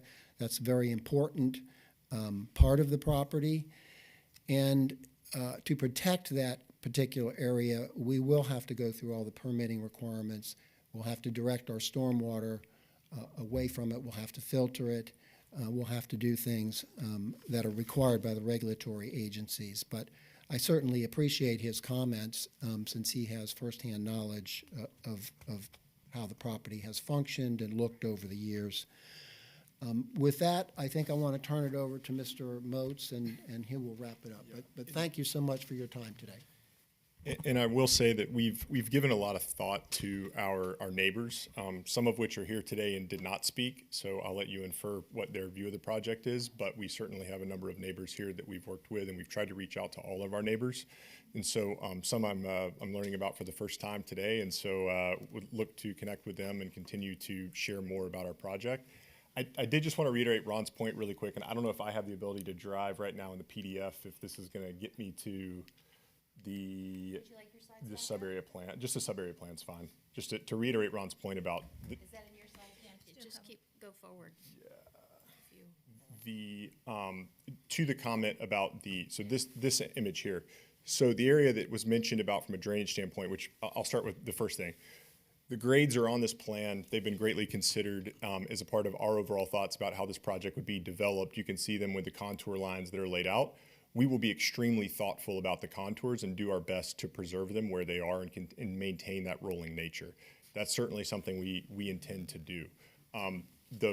The area that is clustered with trees would be just below the residential and non-residential there I believe that would be gray.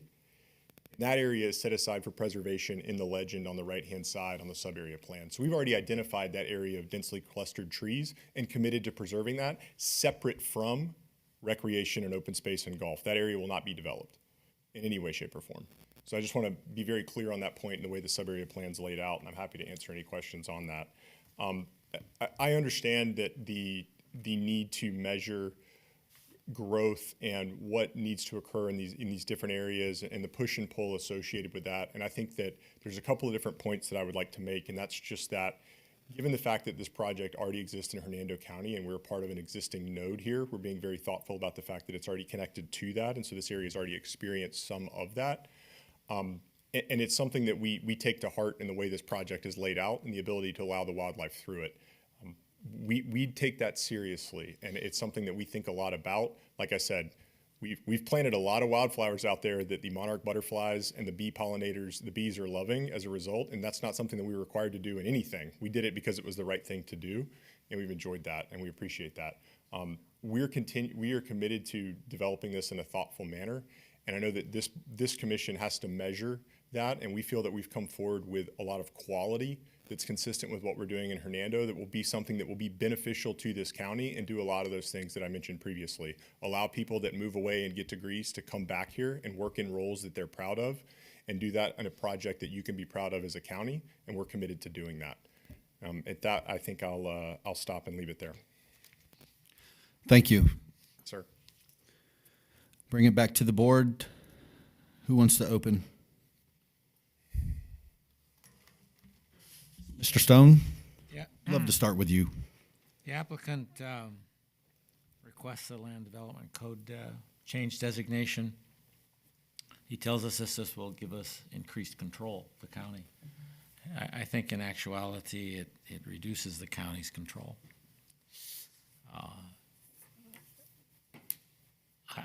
I'm not in favor of the dimensional standards reductions, the reduction in density or the increase in density. And I don't think the project is compatible with the rural designation and the rural character of the area. So I will not be supporting this. Thank you, sir. Ms. Collins? Nice plan, but not here. In looking at the 3 C's for concurrency, compatibility, consistency with the comprehensive plan, while you can probably meet the concurrency, you're willing to extend water services, you'll be able to meet drainage, you'll be able to probably with an internal capture rate, support the traffic. I feel that still the intensity is too great for this area. It's incompatible with the character of the surrounding area, and it just would put an impact, I think, on our public services by having to extend those. It's well outside the PSA. The sub-area plan, while I understand it would lock in a master plan, I get that, it's inconsistent with the current future land use element and the future land use atlas of the comprehensive plan, and so unfortunately I'm not able to support this. Mr. Barmez. Yeah, I'd like to just say that my heart's always been with the environmental part of it. To me, this is the most environmental sensitive area that we have off of the coast. Being right next to the state forest, I'd just like to go on the record and say, Ron, we don't have to incorporate this into our plans because it doesn't make sense to me. So I would not be supporting that, this plan at all. There's nothing in it that that I liked, other than I love to play golf. But that's the only thing I liked about it. So I would not support it. Mr. Bozeman? Okay. First of all, someone referred to yourselves as our constituents. We're not your constituents. You're not our constituents. We're not elected officials. We are volunteer, unpaid. We're your neighbors. Let's just make sure we all understand that. Now, with that being said, having been in the golf course, and I heard a lot of people making comments about golf courses, and many, many years ago, very different than they are today. There has been a huge evolution in the way the golf courses are maintained from an environmentally sensitive standpoint. Believe me, I've been part of it on committees at a state level. So, however, with that being said, I totally understand the rural nature of that area. Again, it goes back to when that property was not there. The Whirlwoods property was pristine. Then it became a golf course, and then there was an ownership change, and then there was a major change to that piece of property. I think for the better, for the betterment of the area, but given the rural nature surrounding it, I find it difficult to support additional development in that area. However, we do have an opportunity now, not only this commission, but the staff and planners in this county should really start addressing the future uses of land as the Suncoast Parkway intersects and splits a lot of rural lands. There's going to be more development, folks. I can assure you, I've seen it all over the state of Florida. But with that being said, I understand the passion that people have. I just can't support it. In this area, you know, I just don't think I'll be able to. Mr. Shara? You're killing me, Smalls. Please speak into the mic. I said you're killing me, Smalls, which goes back to the movie Sandlot. Look, I'm an outdoors person. I'm a golfer. And Cabot has a good reputation, and this is not related to Cabot, its reputation or its business. The issues that I look at here in this rural area at this point in time, not 10 years from now, but right now, is density, number one. The transportation corridor on 480, although that could be adapted and improved over time, it's what exists today. Water resources. I'm not comfortable with the comp plan amendment. I appreciate your responses to that part of the conversation, and potentially that would lead to protecting this particular land use. But I believe that the comp plan is there for a reason. The public service area are there for a reason. And right now, today, again, not 10 years from now, this does not fit. Now, what happens now with the Suncoast interchange, with the expansion, with the growth that my colleague mentioned, that may change over time. Somebody obviously sold this parcel of land to you because they saw it, they saw the nature and the changing of this particular area. But I cannot support this today. It's not related to your company, your performance, your history. It's just specifically in this location at this point in time. Mr. Facemeyer? It'd be difficult for me to articulate anything better than my colleagues who have spoken before me did. I'm not in favor of this application, although I am a golfer, and as I said earlier, I appreciate this type of business model. I don't think it's right for our neighborhood. My son recently came to visit. In fact, the reason I missed the last PDC meeting was that my son came to visit on short notice, and one of the things he commented about was the rural nature of our county. I can't do much about preserving the rural nature of our county other than to cast a no vote today. Probably the timing is not good for the applicant. Just this week, I received a notice from the Citrus County Utilities organization that said we're now in a phase 3 water restriction. Nothing screams out more water usage than this proposal. I'm sorry, but I'm going to have to vote no. Mr. Chair, for a purpose of a motion, Yes, sir. the Citrus County Planning and Development Commission finds application number CPA/AA/PUD-2025-00002 inconsistent with the Citrus County Comprehensive Plan and Citrus County Land Development Code, and that this board recommends denial of the application to the Board of County Commissioners based upon the evidence and the testimony presented and the staff report and the conclusions regarding this petition. I'll second. We have a first by Mr. Barmez and a second by Mr. Facemeyer. We've already had discussion from everyone else, so I'll just close before we do the vote. I'm a Citrus County resident, lifelong, lived here my entire life. This particular area is zoned rural for a reason. That entire area, that whole side of the county is one of the most beautiful areas in the entire state of Florida, in my opinion, that you drive through. We've got the Withlacoochee State Forest. We have all of the other sensitive areas that are over there.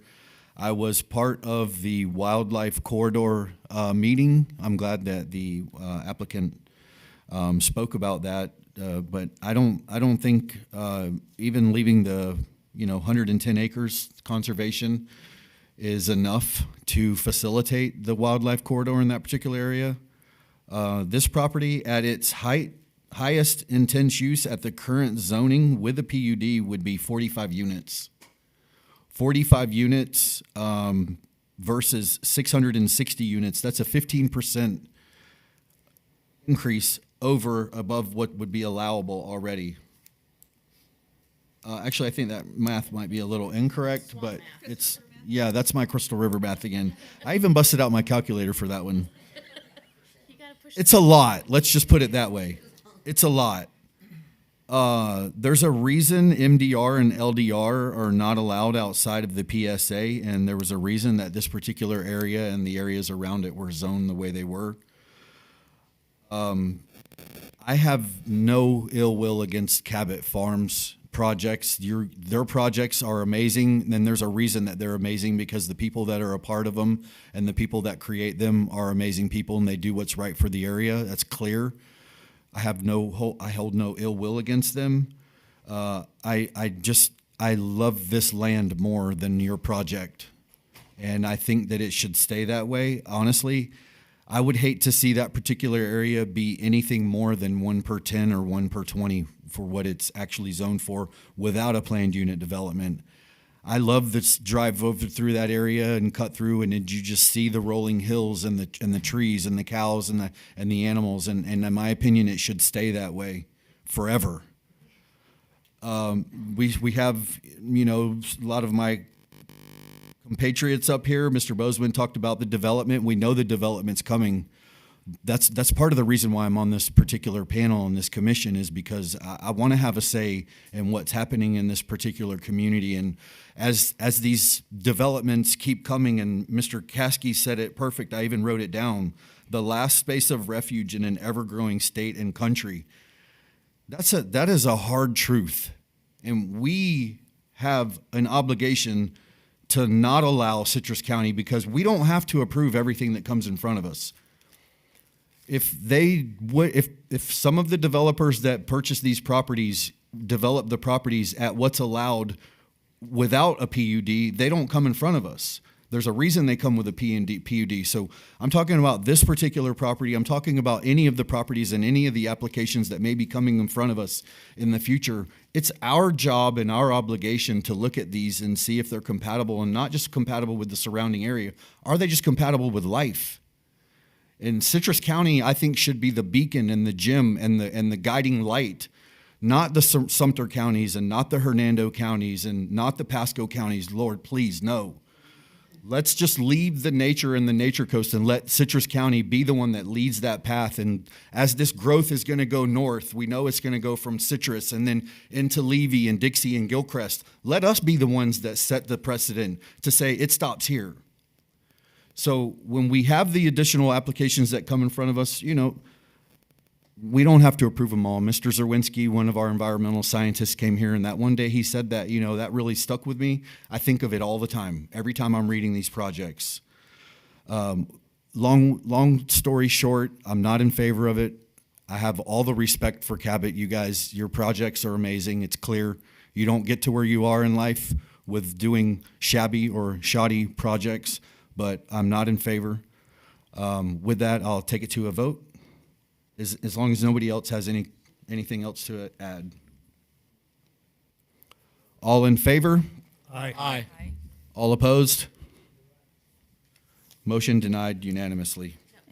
Motion carried. Motion carried unanimously. I'm sorry, the application was denied. Mr. Chair, this is scheduled for May 12th at 5:05 with the county commission as the transmittal hearing. They will have to have another hearing for adoption. Mr. Landon, Nothing to offer. nothing? Great. I do, and I'm sorry. Let me just, it's not looking good ahead, guys. I'm sorry. Your next meeting, we have two applications, an asphalt plant and a tower. Both of them have formal intervenor requests filed, so that will be a whole different process next meeting. In May, both of your hearings have 5 applications. Your May 7th hearing has the 486 interchange management area that you've seen before as a workshop with a consultant. This is coming back to you as a hearing. May 21st includes a land development code ordinance amendment, including provisions for a data center. And we did just receive an email from the Holden Industrial Park that may include a data center. They want to be back before you in June. So no rest for the weary, okay? Excuse me, can you just repeat what's on the agenda for the 21st? The 21st, you have 5 applications, and one of them is a land development code amendment, including provisions, standards for data centers to be put in the land development code. The commission asked for that, so we did prepare some. Okay, so these are the review of the work that the staff has been doing related to. LDC amendment, right, this is not going to be for that specific site. It would be for any site that proposes a data center. But the data center does, maybe data center wants to come back before you in June. I understand, thank you. Was there any legislation enacted? There is one of the bills did go through, and it's before the governor. I don't think it's been signed as of today, but he's been signing them regularly, so shortly. And that's part of your, I used a lot of the statute in the proposed ordinance, or draft statute, not quite adopted yet. Can I ask you a question? Several people mentioned there was an online petition for this last. That puzzles me too. Nobody submitted it, so anybody that's watching, if you have something, an online petition, submit it as public input. We don't have it. We have not received it. Okay, because I was going to say, how come we didn't get that? But Because we don't have it. we don't have it. Okay, Yeah. well that's it. Anyone else? I just want to mention that I will not be at the next meeting, unfortunately. Ms. Collins gets to handle do the both intervenor first requests. intervenor meeting that we've had. And I will actually be traveling that day because I promise you if I wasn't, I would watch. Just to laugh? No, because I'm interested. Okay. I care about this Those are process. If complicated, if it doesn't show, anything else? No? No, go have lunch. Thank you, guys.